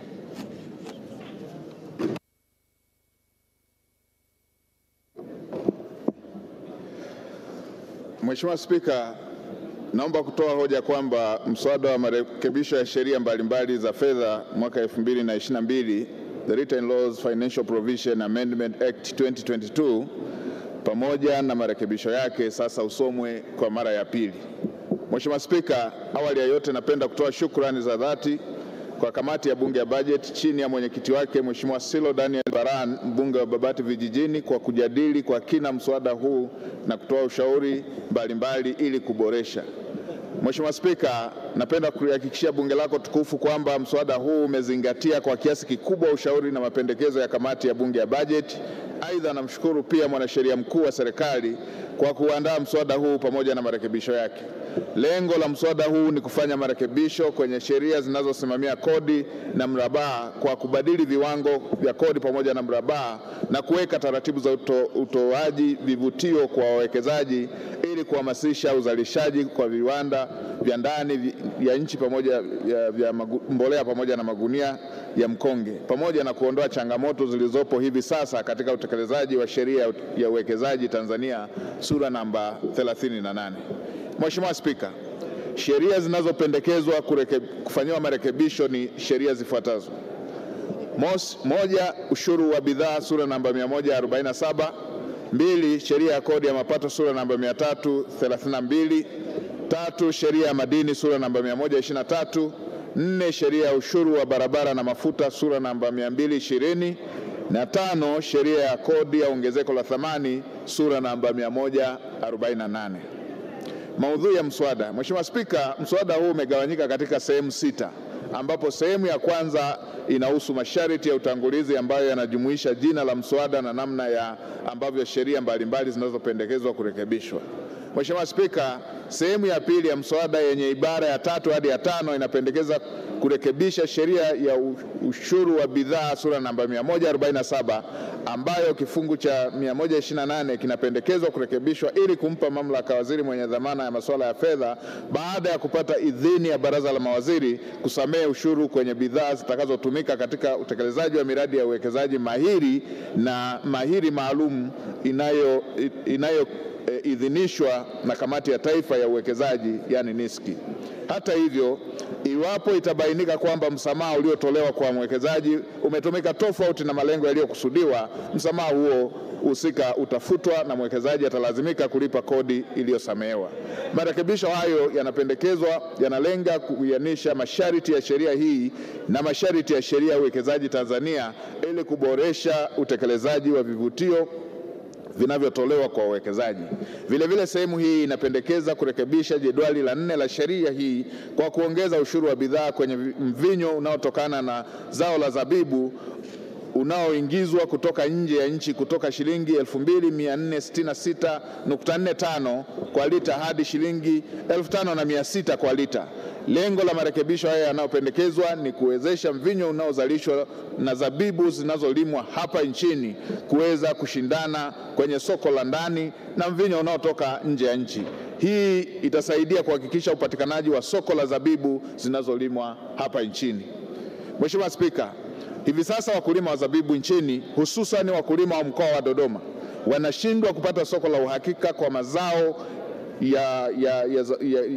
kwa kuwa viwanda vya ndani vinazalisha mvinyo ambavyo ndio wanunuzi wakuu wa zabibu yao vinakosa soko la kuuza mvinyo wanaozalisha kutokana na ushindani wa mvinyo unaotoka nje ambao unauzwa kwa bei rahisi ikilinganishwa na mvinyo unaozalishwa hapa ndani ya nchi. Mheshimiwa Spika, sehemu ya 3 ya mswada kama ilivyorekebishwa inapendekeza kurekebisha sheria ya kodi ya mapato sura namba 332 ambayo kifungu cha 10 kinarekebishwa ili kujumuisha wawekezaji mahiri ulioidhinishwa na Kamati ya Taifa ya Uwekezaji katika wigo wa maeneo ambayo waziri mwenye dhamana ya masuala ya fedha anaweza kutoa msamaha wa kodi ya mapato. Lengo la marekebisho haya yanayopendekezwa ni kuianisha masharti ya sheria hii na masharti ya sheria ya uwekezaji Tanzania ili kuboresha utekelezaji wa vivutio vinavyotolewa kwa wawekezaji. Hata hivyo, marekebisho yamefanyika katika mswada ili kubainisha kwamba serikali inafuta msamaha husika pindi itakapojiridhisha kwamba msamaha husika haukutumika kama ilivyokusudiwa. Mheshimiwa Spika, Sehemu ya 4 ya mswada kama ilivyorekebishwa inapendekeza kufanyia marekebisho katika kifungu namba 87 kifungu kidogo cha kwanza cha sheria ya madini sura namba 123 ili kupunguza kiwango cha mraba kwa malighafi za mbolea zinazochimbwa hapa nchini ambazo ni phosphate ore na limestone kutoka 3% hadi 1%. Lengo la marekebisho haya ni kutoa nafuu kwa gharama za malighafi za wazalishaji wa ndani wa bidhaa za mbolea. Serikali ina imani kwamba unafuu huu unaotolewa kwa wazalishaji wa mbolea utaleta matokeo chanya kwenye upunguaji wa bei ya mbolea kwa wakulima na hivyo kupunguza mzigo kwa serikali katika utoaji wa fedha za ruzuku kwenye mbolea. Mheshimiwa Spika, sehemu ya 5 ya mswada kama ilivyofanyiwa marekebisho inapendekeza kufanya marekebisho katika kifungu cha 8 cha sheria ya ushuru wa bidhaa na mafuta sura namba 220 ili kumpa waziri mamlaka ya kusamehe ushuru wa mafuta kwa miradi ya uwekezaji mahiri na mahiri maalum itakayoidhinishwa na Kamati ya Taifa ya Uwekezaji. Lengo la marekebisho haya ni kuianisha masharti ya sheria hii na masharti ya sheria ya uwekezaji Tanzania ili kuwezesha utekelezaji wa vivutio vinavyotolewa kwa wawekezaji. Ili kuhakikisha kwamba mafuta yanayopewa msamaha hayatumiki vibaya, hati za msamaha wa kodi zinazotolewa pamoja na mambo mengine zitabainisha muda wa kuanza na kumalizika kwa msamaha husika, kiwango cha mafuta kinachopewa msamaha pamoja na mradi unaonufaika na msamaha. Vile vile serikali kupitia Wizara ya Fedha na Mipango itaweka utaratibu wa kufanya ukaguzi wa mara kwa mara kwenye miradi husika kwa kushirikiana na Mamlaka ya Mapato Tanzania, Wizara ya Viwanda na Biashara na Uwekezaji, Kituo cha Uwekezaji Tanzania na wadau wengine wa serikali ili kuhakikisha kwamba mafuta husika yanatumika kama yalivyokusudiwa. Sehemu ya 6 ya mswada kama ilivyorekebishwa inapendekeza kurekebisha sheria ya kodi ya ongezeko la thamani sura na uwekezaji katika wigo na maeneo ambayo waziri mwenye dhamana ya masuala ya fedha anaweza kutoa msamaha wa kodi ya ongezeko la thamani. Lengo la kodi kwa wawekezaji. Pili ni kuongeza kifungu cha 55A kwa kutoza kodi ya ongezeko la thamani kwa kiwango cha 0 kwa mbolea inayozalishwa ndani ya nchi ili kuleta unafuu kwa wakulima na watumiaji wa mbolea kwa kupunguza gharama za uzalishaji wa mbolea viwanda vinazozalisha bidhaa hii hapa nchini. Hata hivyo, unafuu unaotolewa kwa kipindi cha mwaka mmoja tu ili kutoa nafasi serikali kufanya tathmini na kujiridhisha iwapo unafuu uliotolewa utawanufaisha wakulima hususan kwa kupungua kwa bei ya mbolea inayozalishwa hapa nchini. Tatu, inapendekezwa kurekebisha jedwali la kusamehe kodi ya ongezeko la thamani kwa magunia ya mkonge yanayotengenezwa nchini na yanayotambulika kwa HS code 6305 9000. Lengo la marekebisho haya ni kuwezesha magunia ya mkonge yanayozalishwa na viwanda vya ndani kushindana na magunia yanayoagizwa kutoka nje ya nchi. Hatua hii itasaidia kuchochea kilimo cha mkonge hapa nchini, ajira kwa wananchi na kuongeza mapato ya serikali. Vile vile, kufuatia majadiliano ya kina baina ya serikali na kamati ya bajeti, inapendekezwa kupitia jedwali la marekebisho kuondoa pendekezo la kutoa msamaha kwa malighafi ya kutengeneza mitungi ya gesi inayotambulika kwa HS kodi 7229 9000 na kutoa nafasi ya serikali kufanyia kazi zaidi mapendekezo husika ili kujiridhisha kwamba malighafi husika haiwezi kutumika kwenye matumizi mengine na hivyo kupoteza mapato ya serikali. Hitimisho. Mheshimiwa Spika, kufuatia maelezo haya, naomba waheshimiwa wabunge mujadili mswada huu na hatimaye mkubali kupitishwa kuwa sheria. Mheshimiwa Spika, naomba kutoa hoja. Waheshimiwa wabunge, hoja imeungwa mkono. Asanteni sana. Kabla sijamuita mwenyekiti wetu wa kamati kuja kuwasilisha, tunaye mgeni ambaye aliingia baada ya matangazo ya wageni kuwa yameshafanyika ama yameshatangazwa, na huyu ni mgeni wa bunge ambaye ni mbunge mstaafu na kiongozi mkuu wa ACT Wazalendo, Mheshimiwa Zitto Zuberi Kabwe.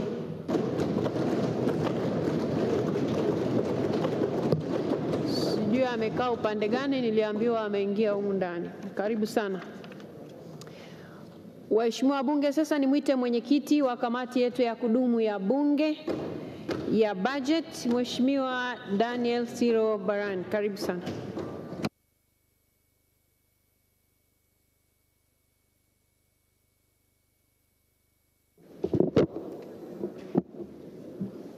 Mheshimiwa Spika, kwa mujibu wa kanuni ya 99 fasili ya kwanza B ya kanuni za kudumu za bunge toleo la Juni 2020, naomba kutoa maoni na ushauri wa kamati ya kudumu ya bunge ya bajeti kuhusu mswada wa marekebisho ya sheria mbalimbali za fedha namba 13 wa mwaka 2022, yani the written laws Financial Provisions Amendment Act 2022.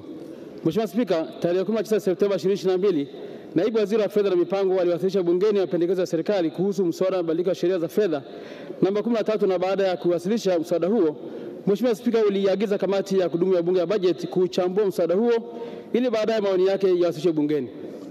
Uchambuzi wa mswada. Mheshimiwa Spika, kamati imefanya uchambuzi wa mswada huu kwa kupitia kifungu kwa kifungu kwa madhumuni ya kujielimisha maudhui ya kila kifungu na kupendekeza marekebisho katika maeneo ambayo yanahitaji maboresho. Baada ya kujiridhisha na maudhui ya mswada, tarehe 19 hadi 21 Septemba 2022, kamati ilifanya majadiliano ya kina na Waziri wa Fedha na Mipango, Waziri wa Kilimo, Naibu Waziri wa Uwekezaji, Viwanda na Biashara pamoja na watendaji wa wizara. Aidha, kamati pia ilikutana na wadau kwa ajili ya kupokea mapendekezo na maoni yao juu ya marekebisho yanayopendekezwa. Wadau waliofika kwenye kamati ni Aliko Vintage. Mheshimiwa Spika, naomba taarifa yote ya kamati ingie katika kumbukumbu rasmi za Bunge, yani Hansard. Madhumuni ya mswada. Mheshimiwa Spika, mswada huu una madhumuni makubwa matatu kama ifuatavyo. Moja ni kuchochea uzalishaji wa mbolea nchini ili zipatikane kwa bei nafuu. Pili, kutoa vivutio maalum kwa miradi kimkakati na miradi mahiri ili kuchochea uwekezaji kwenye miradi mikubwa ili kuleta mapinduzi ya kiuchumi. Na tatu, kuchochea uzalishaji wa ndani hasa wa bidhaa za magunia na mvinyo ili kuchochea kilimo cha mazao ya zabibu na katani. Mheshimiwa Spika, kwa kutazama madhumuni haya ya mswada huo, nitoe pongezi kwa Mheshimiwa Samia Suluhu Hassan, Rais wa Jamhuri ya Muungano wa Tanzania, kwa kuonyesha nia ya dhati ya kuvutia wawekezaji na kutekeleza miradi mikubwa itakayoleta mapinduzi ya kiuchumi. Kamati naamini kwamba kwa masharti yaliyoko kwenye mswada huu, Mheshimiwa Rais atakuwa ameonyesha kwa vitendo namna bora ya kutanzua vikwazo vitakavyokwamisha utekelezaji wa miradi ya kimkakati. Maoni ya kamati kuhusu mswada wa marekebisho ya sheria mbalimbali za fedha namba 13 mwaka 2022.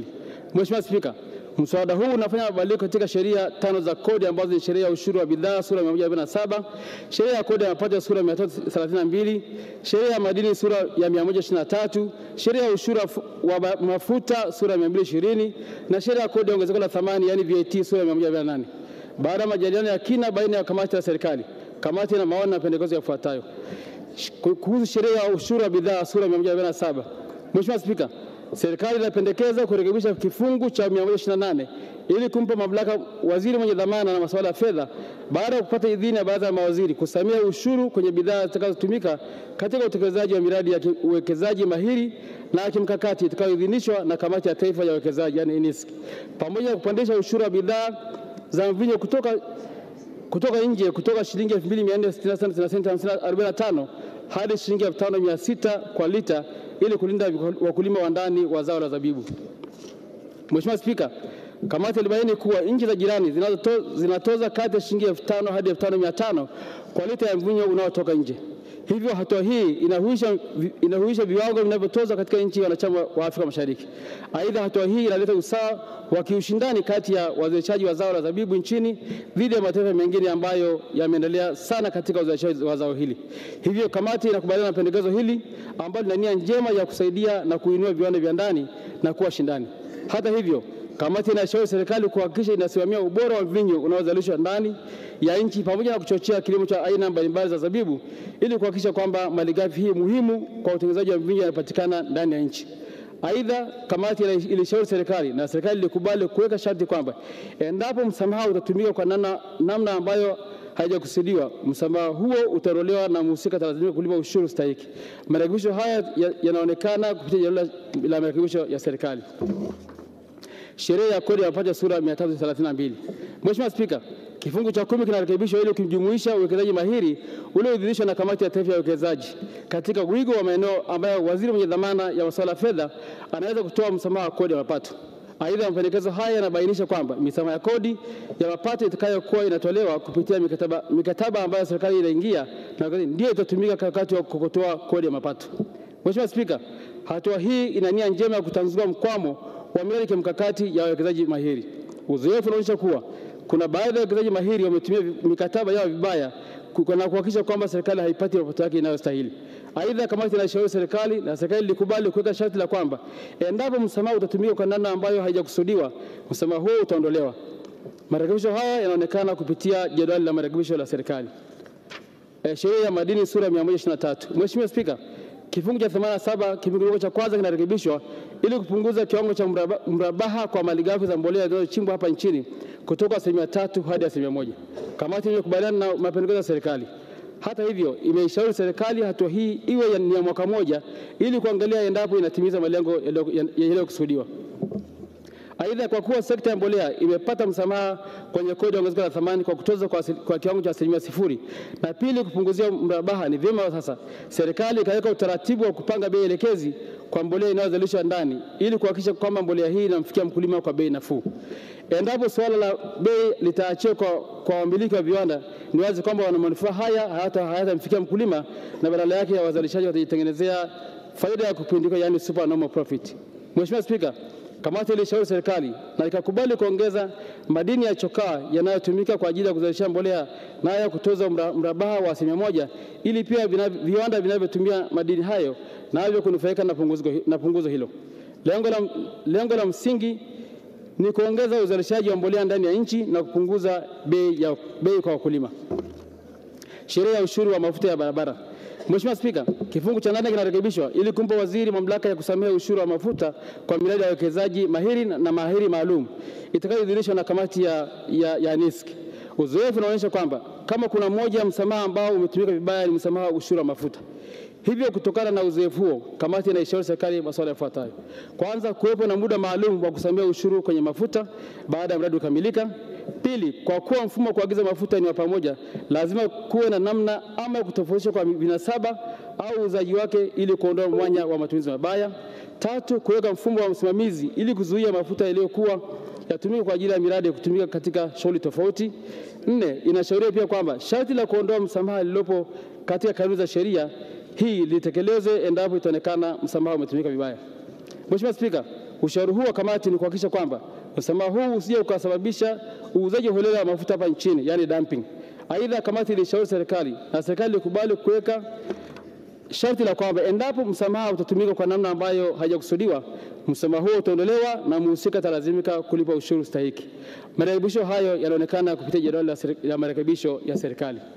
Sheria ya kodi ya ongezeko la thamani, yani VAT. Mheshimiwa Spika, kifungu cha 6 kinafanywa marekebisho ili kujumuisha uwekezaji mahiri ulioidhinishwa na kamati ya kitaifa ya uwekezaji, ambapo waziri mwenye dhamana ya masuala ya fedha anaweza kutoa msamaha wa kodi ya ongezeko la thamani. Aidha, kuongeza kifungu kipya cha 55A kwa kutoza kodi ya ongezeko la thamani kwa kiwango cha 0 kwa mbolea inayozalishwa ndani ya nchi ili kuleta unafuu kwa wakulima na watumiaji wa mbolea. Vile vile kurekebisha jedwali ili kusamehe kodi ya ongezeko la thamani kwa magunia ya mkonge yanayotengenezwa hapa nchini inayotambulika kwa HS code 6305.90.00 na malighafi yanayotambulika chini ya HS code 7229.9000 ambayo hutumika kutengenezea mitungi ya gesi. Mheshimiwa Spika, kamati inakubaliana na serikali kwa mabadiliko ya sheria katika sheria hii kwa lengo la kupunguza bei ya magunia yanayozalishwa ndani. Hata hivyo, ilishauri serikali na serikali ikakubali kuweka ukomo wa mwaka mmoja ili kuangalia endapo msamaha huo unaleta manufaa yanayokusudiwa. Aidha, kamati ilishauri kwamba kuhusu msamaha wa malighafi za kuzalisha mitungi ya gesi usitolewe katika kipindi hiki kwa sababu utaathiri mapato ya serikali. Serikali ilikubali pendekezo hilo la kamati na ibara ya 15B ya mswada iliondolewa kama inavyoonekana kwenye jedwali la marekebisho la serikali. Maoni na pendekezo ya jumla. Mheshimiwa Spika, masuala mengine yaliyojadiliwa katika kamati wakati wa kupisha mswada wa sheria ya fedha ni kama yafuatavyo: kufanya tathmini na utafiti ya faida na hasara ya misamaha ya kodi ambayo inatolewa na serikali. Mheshimiwa Spika, kamati inashauri serikali kuhakikisha kuwa inajiridhisha na misamaha ya kodi pamoja na vivutio vingine vinavyolenga kuvutia uwekezaji nchini. Kujiridhisha kwa hatua hizo ni kuhakikisha kuwa inaleta matokeo tarajiwa na sio kuipotezea serikali mapato. Aidha, kuwepo na usimamizi mzuri wa misamaha inayotolewa na serikali kwa wawekezaji mahiri pamoja na kimkakati. Misamaha ya kodi kwa pato la taifa, yani tax exemption against GDP. Mheshimiwa Spika, misamaha ya kodi ni hatua ya sera za mapato ambayo huwa na malengo mbalimbali kama vile kuchochea uzalishaji, kupunguza gharama za huduma au bidhaa, kugawanya rasilimali na kuchochea ukuaji wa sekta. Hata hivyo, malengo tuliyojiwekea katika mpango wa miaka 5, misamaha haitakiwi kuzidi 1% ya pato la taifa. Hivyo ni wakati sasa kwa serikali kufanya tathmini ya kina ya misamaha yote ya kodi iliyotolewa na kuona endapo misamaha hiyo imefikia malengo yaliyokusudiwa. serikali kuimarisha vitengo vya utafiti wa sera za mapato ili kuiwezesha serikali kuwa na taarifa za uhakika pindi inapoandaa sera za mapato. Mheshimiwa Spika, kuna haja ya msingi ya kuimarisha vitengo vya utafiti wa sera za mapato na hasa kodi kwa kuvitengea rasilimali watu na fedha za kutosha ili vitekeleze majukumu yake kikamilifu. Kamati inaamini mabadiliko yanayofanywa mara kwa mara katika sheria za kodi ni kutokana na kutokuwa na utafiti wa kutosha wa kina katika sera za mapato. Hitimisho. Mheshimiwa Spika, naomba kutumia fursa hii kwanza kukushukuru wewe Mheshimiwa Spika kwa kunipa fursa hii ili niweze kuwasilisha maoni ya kamati kuhusu mswada wa mabadiliko ya sheria za fedha namba 13 wa mwaka 2022 mbele ya bunge lako tukufu. Pili, nimshukuru Mheshimiwa Musa Azan Zungu, mbunge naibu spika kwa ushirikiano wake. Aidha, napenda kumshukuru Mheshimiwa Dr.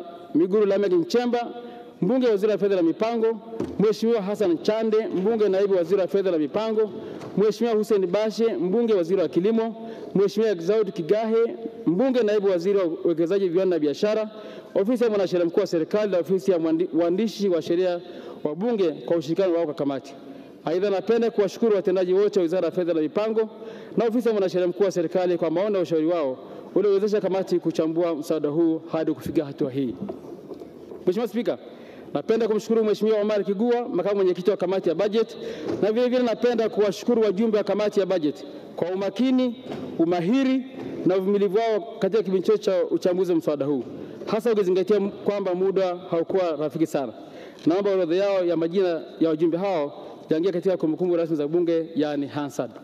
Mheshimiwa Spika, kwa namna ya pekee naomba kumshukuru katibu wa bunge Bi Nenelo Mwihambi NDC pamoja na watendaji wote wa ofisi ya bunge kwa kuiwezesha kamati kutekeleza majukumu yake ipasavyo.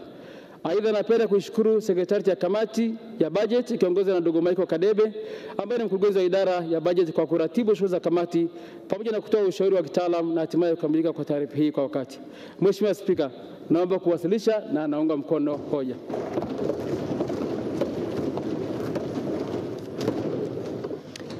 Asante sana mwenyekiti wa kamati ya budget kwa kutupa mwelekeo wa namna kamati ilivyofanya kazi kwenye mswada huu.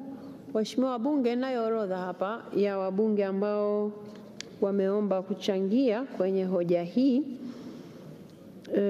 Tutaanza na Mheshimiwa Joseph George Kakunda, Mheshimiwa Jonas Mbunda, atafuatiwa na Mheshimiwa Dr. Charles Stephen Kimei. Mheshimiwa Spika, nakushukuru sana kwa nafasi hii ya kuwa mchangiaji wa kwanza kwenye huu mswada. Mimi jambo la kwanza nipongeze sana serikali kwa kuja na mapendekezo ambayo yatakwenda kusaidia sana kuboresha maeneo ambayo kweli yalikuwa na matatizo.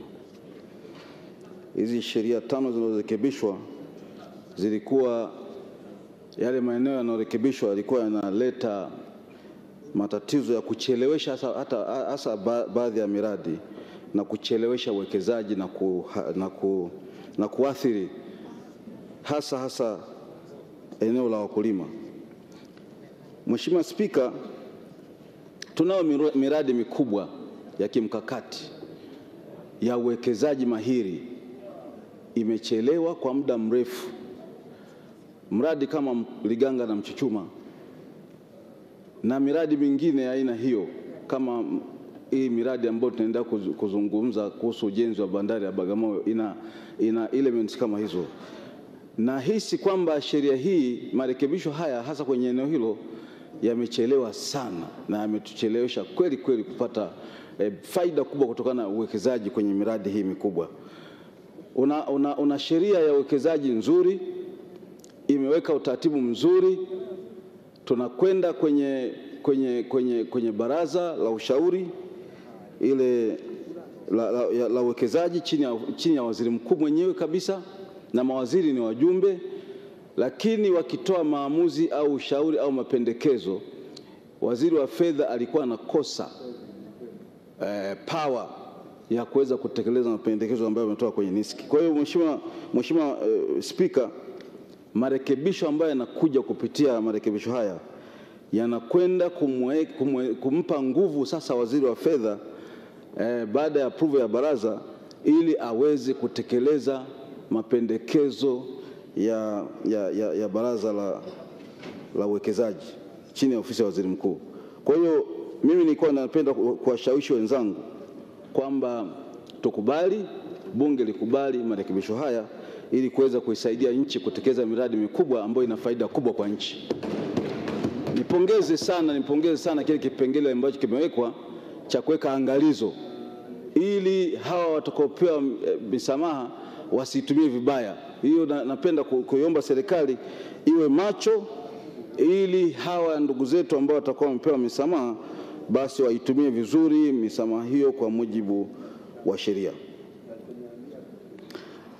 Jambo la pili, Mheshimiwa Spika, kumekuwa na kilio cha siku nyingi sana kuhusiana na togwa la zabibu au wengine wanaita mchuzi.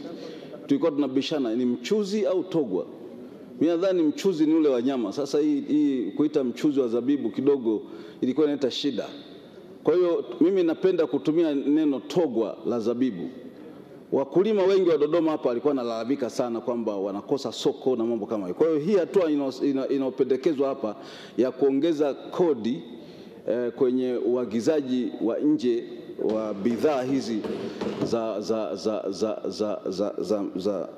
za togwa la zabibu na wines ni hatua ambayo itasaidia wakulima wetu wapate soko. Kwa hiyo ni jambo ambalo sasa na Wagogo nao wataanza kupata uchumi kutoka kwenye kilimo. Akina Mheshimiwa Simba Chawene hapo. Kwa hiyo wenzetu hapa sasa Wagogo wataanza kuongeza uzalishaji kwa sababu sasa watakuwa na soko la uhakika. Hii ni hatua ambayo ni muhimu sana, Mheshimiwa Spika. Eneo la tatu ambalo ningependa nilizungumzie kutokana na marekebisho haya, Mheshimiwa Spika, ni eneo la mbolea. Tangu tulipopata janga la uviko 19, viwanda vilifungwa duniani, karibu viwanda 6,000 vilifungwa duniani vya kuzalisha mbolea. Kukawa na uhaba mkubwa sana wa mbolea. Sasa kwa sababu sisi hatuna kiwanda cha mbolea ndani ya nchi, tunategemea kuagiza nje, gharama za usafirishaji na ununuzi zilipandisha bei ya mbolea kwa kiasi kikubwa. Kwa hiyo hatua hapa ambao kwanza naanza kuipongeza serikali kwa hatua ambayo imechukua mwaka huu ya kuweka ruzuku kwenye mbolea ambayo imeshusha bei ya mbolea ni hatua muhimu sana. Hongera sana Mheshimiwa Rais, hongera sana Waziri wa Kilimo na Waziri wa Fedha. Hiyo ni hatua muhimu sana. Lakini hii hatua ambayo sasa inakuja kutarget kupunguza gharama za uzalishaji kwa kupunguza mrabaha kutoka 3% hadi 1% kwenye phosphate ambayo ni malighafi muhimu kwenye utengenezaji wa mbolea. Hii ni jambo ambalo ni muhimu sana na kwa kweli limekuja katika wakati mwafaka kwa nchi hii ambayo sasa tunaenda kuwa na kiwanda kitakachozalisha tani 600,000 za mbolea hapa Dodoma, na tuna kiwanda kingine kule Manyara kinazalisha cha Minjingu kinazalisha nadhani tani karibu 30,000. Sina takwimu sahihi. Kwa hiyo ina maana kwamba katika muda mfupi ujao kupitia kipengele hiki tutaenda kushusha gharama za mbolea inayozalishwa nchini. Kwa hiyo hii nao ni hatua ambayo kwa kweli ni ya kupongeza sana serikali, na tukipitisha hii marekebisho ya sheria basi tunaenda kumsaidia mkulima wa nchi hii aweze kupata mbolea inayozalishwa ndani ya nchi kwa gharama nafuu. Lakini la pili ni pongeze serikali. Imekuwa sikivu sana kwenye majadiliano. Hasa mwanzoni tulipokuwa tunapendekeza kwamba hii madini ya chokaa nao ni muhimu sana katika utengenezaji wa mbolea. Kulikuwa na debate kubwa, kulikuwa na mazungumzo marefu kwamba sasa tutadhibiti namna gani, kwa sababu chokaa ina matumizi mengi kwenye viwanda, kwenye ujenzi na kwenye maeneo mengine. Lakini Mheshimiwa Spika, chokaa yenyewe ukimwaga kwenye ardhi inaongeza rutuba kwenye ardhi. Chokaa yenyewe ni mbolea. Kwa hiyo na vile chokaa yenyewe ni malighafi katika kutengeneza mbolea. Kwa Mheshimiwa Spika, hii hatua ya kukubali chokaa nayo iingizwe, isipokuwa waongeze tu usimamizi na udhibiti, ni jambo ambalo la kupongeza sana serikali. Mimi naomba sana Mheshimiwa Spika, bunge lako tukufu likubali marekebisho haya ili kumsaidia Mtanzania. Naomba sana niseme kwamba naunga hoja mkono. Asante sana. Asante sana Mheshimiwa Jonas Mbunda. atafuatiwa na Mheshimiwa Dr. Charles Stephen Kimei. Mheshimiwa Ali Hassan Omar King ajiandae. Asante Mheshimiwa Spika kunipa nafasi ya kuchangia marekebisho ya sheria mbalimbali. Mheshimiwa Spika, kwanza kabisa naomba nichukue nafasi hii nimpongeze Waziri wa Fedha pamoja na jopo lake kwa kuleta mabadiliko ya sheria hizi ambazo moja kwa moja sehemu kubwa zinalenga kuwasaidia wakulima wa nchi. Lakini la pili, naomba nichukue nafasi hii nimpongeze sana Mheshimiwa Rais wa Jamhuri ya Muungano wa Tanzania, Mheshimiwa Samia Suluhu Hassan kwa kutenga kiasi cha shilingi bilioni 150 kwa ajili ya kutoa ruzuku ya mbolea. Hilo ni swala la muhimu sana na limeleta faraja kubwa sana kwa wakulima wa nchi hii. Mheshimiwa Spika, nitachangia miswada hii hasa kwenye maeneo ambayo yanagusa wakulima. Eneo la kwanza, serikali imeleta mapendekezo ya kubadilisha mswada wa sheria sura namba 123 kipengele cha 87(1) ambacho kimependekeza kupunguza miraba ya ushuru kwenye malighafi mbalimbali ambazo zinatumika kwa ajili ya kutengeneza mbolea. Swala hilo ni la muhimu sana. Jambo la kwanza ni lile eneo sikivu la serikali la kuhakikisha kwamba wakulima wetu wananufaika na kilimo katika nchi yetu. Lakini swala la pili ni jambo la msingi ambalo litavutia wawekezaji wa viwanda mbalimbali vya mbolea katika nchi yetu. Kwenye swala hili la kupunguza miraba kutoka 3% mpaka 1%, ni swala la msingi sana kwa sababu litasaidia kupunguza gharama mbalimbali za uzalishaji wa mbolea. Na kama mlivyoona kwamba kwa mwaka huu uliopita ilikuwa ni changamoto kubwa sana kwa wakulima. Kwa hiyo tunaona kabisa wazo hili la serikali litasaidia kuleta manufaa makubwa sana kwa wananchi katika nchi hii. Lakini pamoja na kuunga mkono hoja hii ya serikali, nilikuwa naomba nitoe ushauri ufuatao. Ushauri wa kwanza, niombe serikali sasa, kama wabunge wenzangu wataunga mkono na tukapitisha sheria hii, serikali iweze kusimamia kwa karibu sana ili tuweze kupata matokeo chanya na tuone kabisa punguzo hili limewasaidia wakulima. Lakini ushauri mwingine, kama patakuwa na uwezekano, serikali angalie uwezekano wa kutoa bei elekezi za mbolea kwa wakulima wetu.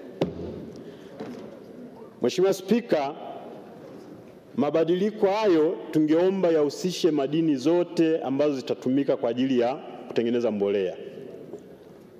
Kwa maelekezo ambayo yametolewa kupitia mswada huu kwenye upande wa phosphate, lakini vile vile chokaa ambayo itasaidia sana kurekebisha hali ya udongo katika maeneo mbalimbali ili wakulima waweze kutumia kiasi cha mbolea kidogo sana baada ya udongo kurekebishwa.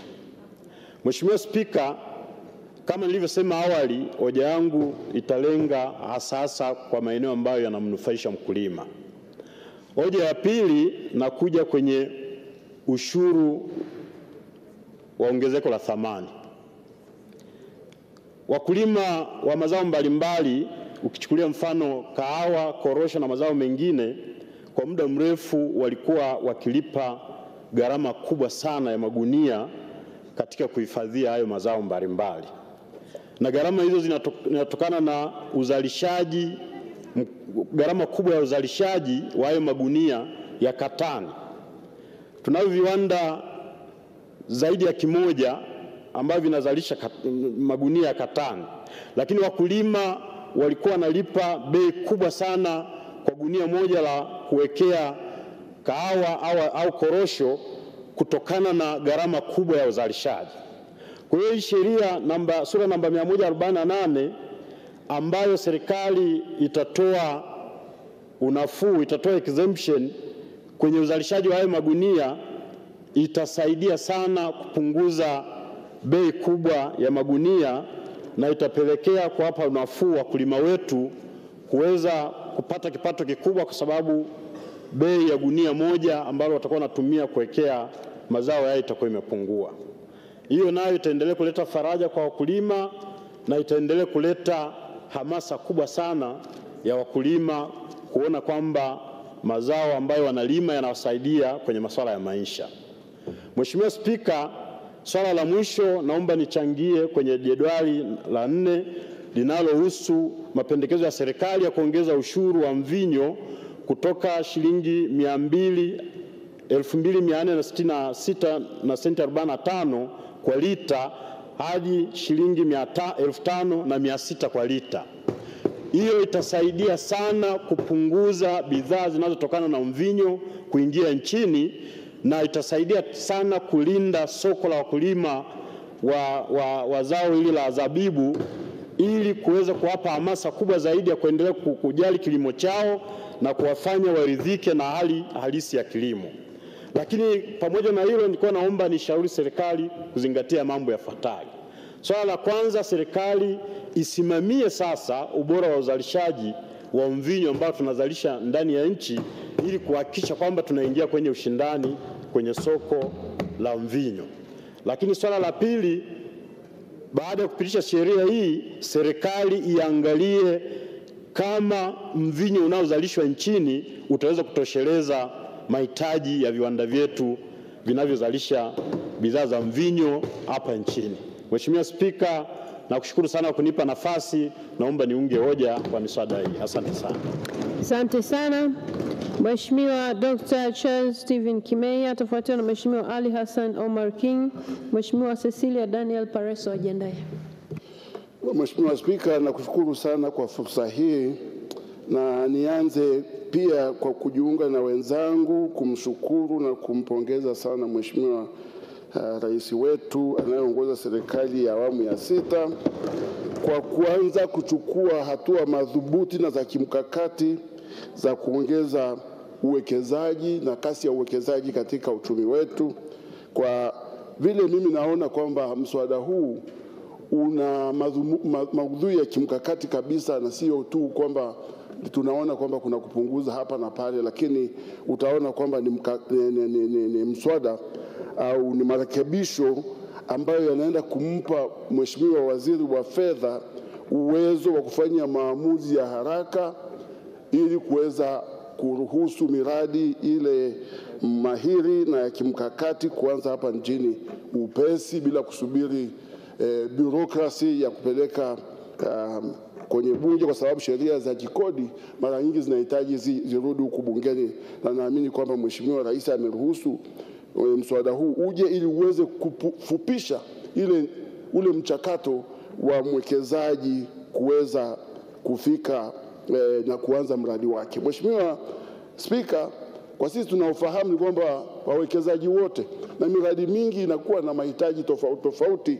ili iweze kuonyesha kwamba itakuwa na faida katika kipindi ambacho yule mwekezaji amejiwekea, na bila yale masharti au zile athari ambazo yeye anaziona kwenye mradi ule hazijawa addressed kwa namna ambapo yeye na bodi zake kama ziko nje ya nchi au ziko hapa nchini, basi inakuwa vigumu sana kuchukua hatua ile ya kuanza kutekeleza mradi.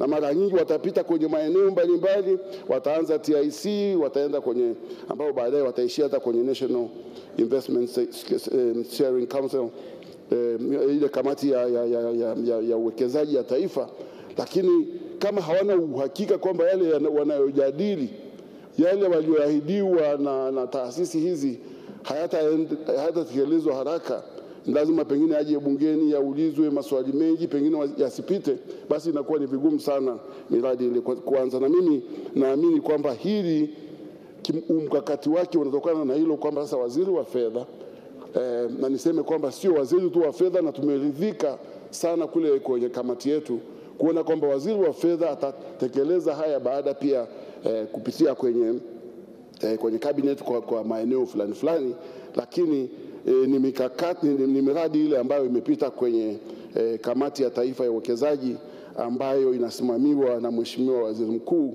na sio tu waziri mkuu, lakini pia ndani yake kuna watu ambao ni mahiri, ni watu ambao ni wazalendo, ambao tunajua kwamba wanaongoza taasisi ambazo zinaelewa masuala ya uwekezaji kwa mapana kama vile Benki Kuu na wengineo. Kwa hiyo naamini tutakwenda mbali. Lakini pia Mheshimiwa Spika, tunajua kabisa kwamba tena tumeambiwa kuna Marekani mmoja, congressman mmoja kule Marekani ambaye amekuwa ametrend sana, na wengi wameona kwamba anatoa changamoto kwamba ukweli tatizo kubwa la uwekezaji huku nchini linatokana na kodi nyingi, na kodi kubwa zile corporate tax, ukienda kwenye VAT juu na nini. Mimi nakubaliana naye kwa namna fulani kwamba kusema kweli tusipoangalia vizuri na tusipoweza kutreat kila mwekezaji kwa namna fulani ambayo kinampa uhakika kwamba zile gharama zinaweza zikapunguzwa, zikafanya hivi kwa kupunguza VAT kwa muda fulani, tutakaa muda mrefu bila kuona uwekezaji ukiongezeka. Capital ni scarce duniani. Mitaji haiko tu ovyo ovyo. Mitaji inashindaniwa na nchi mbalimbali na chumi mbalimbali, na kila nchi inajaribu kutoa kwa namna fulani vivutio ambavyo vinaweza kuwezesha wawekezaji wakaingia. Kuna nchi nyingine sasa hivi zimeanza, na natumaini ni nadharia mpya ambayo inakuja kwamba the only way ya kuongeza tax base bila kuongeza kiwango, yani kuongeza government revenue bila kuongeza viwango vya kodi, ni kuongeza uzalishaji. Kuongeza uzalishaji. Sasa kama hatuwezi kuongeza uzalishaji kwa namna hii ya kwamba tunavutia wawekezaji, kitu ambacho hatuna, uzalishaji ambao haupo, lakini tukiwavutia watakuja, tukawapa dispensations fulani, tukawapa misamaha fulani kwa kipindi ambacho kinakubalika, hao wawekezaji wakaja wakaongeza uzalishaji, tukaanza kuvuna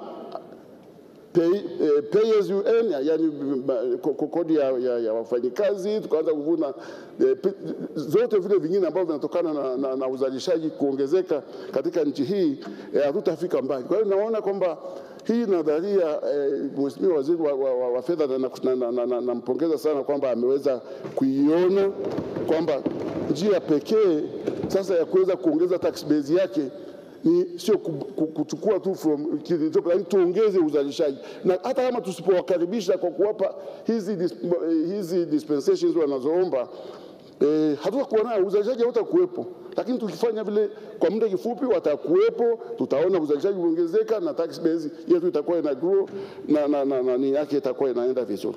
Lakini Mheshimiwa Spika, naamini kabisa kwamba mswada huu umebuniwa vizuri, na tumeona, kwa mfano nimeona kwamba kuna vingi vinalenga mwenye kiwanda hiki cha kuzalisha mbolea. Utaona kwamba vinalenga kila mtaji ukija utakuwa na hivyo utakuwa na vingine vinahitajika, sio kupunguza bei ya phosphate au kutoa mrahaba kwenye phosphate. Mwingine atakuja na ombi jingine kutokana na jinsi ambavyo anawekeza. Kwa hiyo ni vizuri tukampa Waziri wa Fedha, na pia tukahakikishiwa kwamba kwa vile hivi vitu sio yeye anafanya mwenyewe, vitaenda mpaka kwenye cabinet ambayo Mheshimiwa Rais mwenyewe atakuwepo, basi haiwezi kuwa abused, na naamini kwamba tutakwenda vizuri. Na hiyo ndio inaonyesha wazi kwamba miradi mingine hii iweze kwenda fast, iweze kutekelezwa kwa kipindi kifupi, ni lazima tutoe uwezo kwa serikali kuweza kufanya haya mambo bila kupoteza muda mrefu sana. Lakini pia nachelea kusema kwamba naungana na kamati, nilikuwepo, na nashukuru kwamba kamati imeshauri pia kwamba kwa baadhi ya misamaha inayotolewa iwe inachapishwa na serikali kwenye gazeti, ili watu wajue kwamba katika kipindi hiki serikali imetoa misamaha hii, na watu wataona maudhui na kwa sababu gani hizo zimetolewa, na hakuna mtu atakayelalamika kwamba kuna misamaha ambayo imetoka kienyeji. Kwa hiyo naamini ukichapishwa itakuwa imesaidia. lakini pia ni transparency na ndio dhana zima ya uendeshaji wa serikali, good governance sasa hivi. Alafu pia naamini pia kwamba hilo ushauri ambao umetolewa pia kwamba serikali iwe inafanya tafiti za mara kwa mara, kufanya tathmini ya kwamba kweli ile misamaha iliyotolewa au ile punguzo zilizotolewa kwenye maeneo fulani ya kodi kama ni VAT au whatever, kwamba imeleta matokeo chanya yanayoendana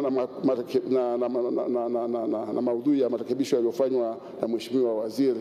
Lakini naamini pia kamati imeshauri pia kwamba kuwe na time frame ya hiyo ya dakika moja Mheshimiwa, malizia. Utoaji wa time frame iwepo wakati unapotoa ile misamaha, ijulikane pia inaisha ndani ya kutekelezaji wa mradi na pia ndani ya muda mfupi baada ya mradi kutekelezwa na namna hii. Kwa hiyo nashukuru Mheshimiwa Spika, nashukuru sana kwa fursa hiyo. Nataka niseme kwamba naunga mkono hoja iliyotolewa na Mheshimiwa Waziri ya kurekebisha hizi sheria, lakini pia naomba wabunge wenzangu waweze kuona maudhui haya kwa uchanya wake ili waweze kupitisha hoja hii ya Mheshimiwa Waziri wa Fedha.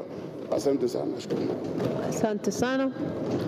Mheshimiwa Ali Hassan Omar Kingi atafuatiwa na Mheshimiwa Cecilia Daniel Pareso. Mheshimiwa Isa Jumanne Mtemvu ajiandae. Asante Mheshimiwa Spika. Awali ya yote nimshukuru Mwenyezi Mungu kwanza kwa kutupa uhai, na cha pili kutujalia tukaja hapa kwa wazima, lakini chengine ni kushukuru nawe kunipa hii nafasi. Mheshimiwa Spika, kwanza nianze na pongezi kwa serikali kwanza kwa kuleta mswada, lakini cha pili ni shukuru serikali kwa kukubali ushauri na kutengeneza shade of amendment baada ya kupata ushauri wa kamati katika masuala ambayo yameletwa mbele ya kamati. Na pia naunga mkono hoja zote ambazo zimewasilishwa na kamati ya budget ambayo zimelenga kuishauri serikali katika maeneo mbalimbali katika mswada huu ambao umeletwa. Mheshimiwa Spika, kiufupi mswada huu ilikuwa una sheria 4 ambazo zinakwenda kubadilishwa ili zende sanjari na ile sheria ambayo tulopitisha ambayo inahusiana na mambo ya strategic investment, ambayo inakwenda sambamba kwenda kurekebisha sheria ya excise duty, road and fuel tolls, sheria ya corporate tax na VAT kwa ajili ya kwenda sanjari ili kupata uwekezaji wa kimkakati uweze kwenda vizuri. Sasa pamoja na hayo kwamba nina ushauri ufuatao. Ushauri wangu wa kwanza kwenye punguzo ambao tumetoa, kuna sheria zimelenga kwenye kupunguza. Kwa mfano kuna sheria inapunguza royalty, lakini kuna sheria pia inaweka zero rate, lakini pia kuna pendekezo la sheria hapa ya VAT ya kuweka exemption. Kwenye sheria hizi ambazo zitapunguza, mimi nilikuwa nataka kusema msemo mmoja. Tunasema aliyeumwa na nyoka akiona unyasi anasituka. Sasa tumewahi kuwa na sheria ambazo tunatoa punguzo, tumewahi kuwa na sheria ambazo tunaweka zero rate, na tumewahi kubadilisha sheria tukaweka exemption kwa ajili ya kuwapa nafuu watumiaji ambao ni wananchi wetu. Lakini sheria hiyo baada ya kupitishwa, ikifika huko katika kutumika, hatuoni ule unafuu unaopatikana. Na najaribu kutoa mfano wa sheria hizo. Tuliweka zero rate katika kwenye VAT kwenye simu zitakazoingizwa smartphone, lakini tuliweka kwenye sanitary pads, lakini baadaye kwamba hatukuona bei iliyopungua, hatukuona unafuu ambao umepatikana. Kwa hiyo ni shauri serikali kwenye kulifanyia kazi hili, serikali at least kwamba iweke mikataba na hawa watu, na wasipokuja na solution ile ambayo tuliokusudia, na maana kwamba lengo la utungaji au kubadilisha sheria hizi hatuwezi kufikia. Kwa hiyo niwaambie serikali kwamba tujaribu kuweka measures ambazo zitathibitisha na kupata ule unafuu ulioulenga, vinginevyo ndio tutaona huyu ndio nyoka yenyewe ni yule. Kwa hiyo sasa hivi tunaona unyasi hapa, atakuja kutugonga tena. Jambo jingine niseme katika upunguzaji wa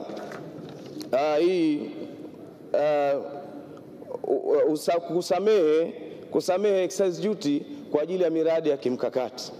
Ni kweli tumepanga bidhaa zitakazoingizwa nchini kwa ajili ya miradi ya kimkakati tutoe msamaha. Sasa alikuwa ni ushauri serikali kabla ya kupitisha, kwa sababu humu ndani tuna viwanda ambavyo viwanda hivyo vinaweza vikatoa bidhaa ambazo zikawa ni same na zile ambazo tunazotaka kuzipa msamaha. Kwa maana hiyo katika miradi ile kwanza ni tujaribu kuangalia kama baraza la mawaziri au NISC wajaribu kuangalia kabla kukubaliana na hicho kitu kupitishwa, basi at least kwamba ijulikane kwamba hichi kitu kinazalishwa nchini na kipo na kinapatikana nchini, ili at least kwamba na sisi viwanda vyetu viweze kufanya kazi vizuri. Chengine katika excise duty, nazungumzia excise duty ambayo inazungumziwa katika zabibu, mvinyo. Excise duty katika mvinyo naunga mkono wazo la serikali, lakini tumetoa hii excise duty kwa ajili ya kufanya zao la zabibu litumike, ili wazalishaji wa zabibu bidhaa zile zisiweze kuwa zimewekwa tu na hazitumiki. Sasa ni shauri serikali tujaribu kutafuta matumizi pamoja na hii ambayo ni hatua ya kikodi, lakini baada ya hii hatua ya kikodi, hebu tukaangalie quality. Wanywaji wa mvinyo wanatazama quality. Kwa hiyo na sisi katika viwanda vyetu hivi, hebu tukajaribu kwenda kufanya kitu ambavyo kita improve quality. Tuki-improve quality ya wine ambayo inazalishwa ndani yetu kwa zabibu yetu, basi hapo tutaweza tukapata matumizi ya zabibu. Lakini jengine, serikali ijaribu kufikiria mbali zaidi, kuanzisha bidhaa nyingi ambazo zitakuwa zinatumiwa na zabibu, au kutoa incentives katika viwanda ambavyo vitazalisha bidhaa nyingi ambazo zinatumia zabibu. Hapo tutapata kuzifanya zabibu zetu kuwa zinatumika katika maeneo mingi, na badala yake tutaondosha zile zabibu ambazo ziko kwa wananchi ambazo tunasema kwamba zinaharibika. Lakini chengine, tujaribu kukuza teknolojia juu ya utumiaji huu wa zabibu na bidhaa za zabibu. Pengine inawezekana kwa teknolojia yetu iko chini, kwa hiyo kila tunachokizalisha hapa haizuru kwamba tutaweka excise duty ndogo. Sasa je, kama hakuna teknolojia nzuri, je, hichi kitu kitatumika? Lakini chengine ni shauri serikali katika swala hili, tujaribu kuita wawekezaji wakubwa ambao wataweza kutumia zabibu zetu, ili hizi zabibu, kwa kuwa lengo ni kutaka kuwasaidia wauzaji wa zabibu, hizi zabibu ziweze kutumika. Lakini watengenezaji wetu wa mvinyo wa zabibu hapa, huu ambao wengine wanaita mchuzi, wengine wanaita togwa, utakuja ukuta kwamba wanaustore katika maeneo ambayo sio mazuri. Kwa hiyo serikali jaribu kufacilitate ile jambo, ili storage katika masuala haya iweze kwenda vizuri. Jengine ambalo nitoe ushauri wa jumla. Ushauri wa jumla ambao ninaotoa, tumesamehe baadhi ya vitu ambavyo tumesamehe, kama vile ambavyo katika mafuta. Kwenye mafuta, huu msamaha ambao tunaoenda kuutoa kwa ajili ya wawekezaji, tujaribu kuchukua hatua kuhakikisha mafuta haya ambayo yanaingizwa ndani ya nchi hii, ambayo yatakuwa yamesamehewa, basi at least yaweze kutumika kwa lengo hilo tu. Na nashukuru serikali kwa hatua ambazo zipo katika mikataba ambazo zinaonyesha wazi kwamba nini kitafanyika, lakini tuzidi kuwa serious, kwa sababu tuliwahi kusamehe mafuta yanayokwenda kutumika migodini. Mafuta yaliyokwenda kutumika migodini, badili yake yalikuwa yanarudi tena. Kwa hiyo yanafunguliwa watu wana visima vya mafuta yale hayatumiki tena kule, yanarudi mtaani, yanauzwa katika bei ambayo katika sio fair price, ambayo biashara nyingine zinakuwa zinapata tabu. Kwa hiyo hili tujaribu kuliangalia kwa vizuri zaidi, ili tuweze kulimudu na kwenda nalo vizuri. Mheshimiwa Spika, naipongeza serikali kwa kuja na mabadiliko haya, lakini kila tulicholenga kutoa nafuu, basi kibakie pale pale kwamba kinakwenda kutoa nafuu. Tulicholenga kwenda kuzidisha, kuimprove uwekezaji, basi kirudi pale pale tuone kinafanya hivyo, na sio kuja kushusha biashara nyingine kwa sababu ya fursa hiyo. Nashukuru Mheshimiwa Spika kwa kunipa nafasi, na naunga mkono hoja asilimia moja. Asante sana. Mheshimiwa Cecilia Daniel Pareso atafuatiwa na Mheshimiwa Isa Jumanne Mtemvu. Mheshimiwa Subira Hamis Mgalu ajiandae. Nakushukuru Mheshimiwa Spika kwa kunipa nafasi niweze kuchangia katika hoja iliyoko mbele yetu ya marekebisho ya sheria. Nitachangia katika maeneo mawili na baadaye nitatoa ushauri.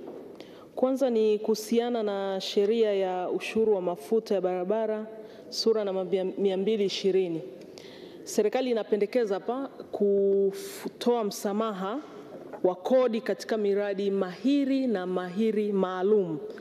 Sasa kupitia uzoefu huko nyuma kama ambavyo wameeleza pia mheshimiwa aliotoka kuongea, mara nyingi hii misamaha inaweza ikatumika vibaya kwa sababu wanaofanya haya mambo sio watu, ni watu lakini sio malaika. Kwa hiyo inaweza ikawa ni kichaka cha watu kupitisha bidhaa kupata kwa unafuu na kukwepa kodi. Kama ambavyo wamesema mheshimiwa alitoka kuongea, huko nyuma tulitoa misamaha kwenye miradi ya migodi.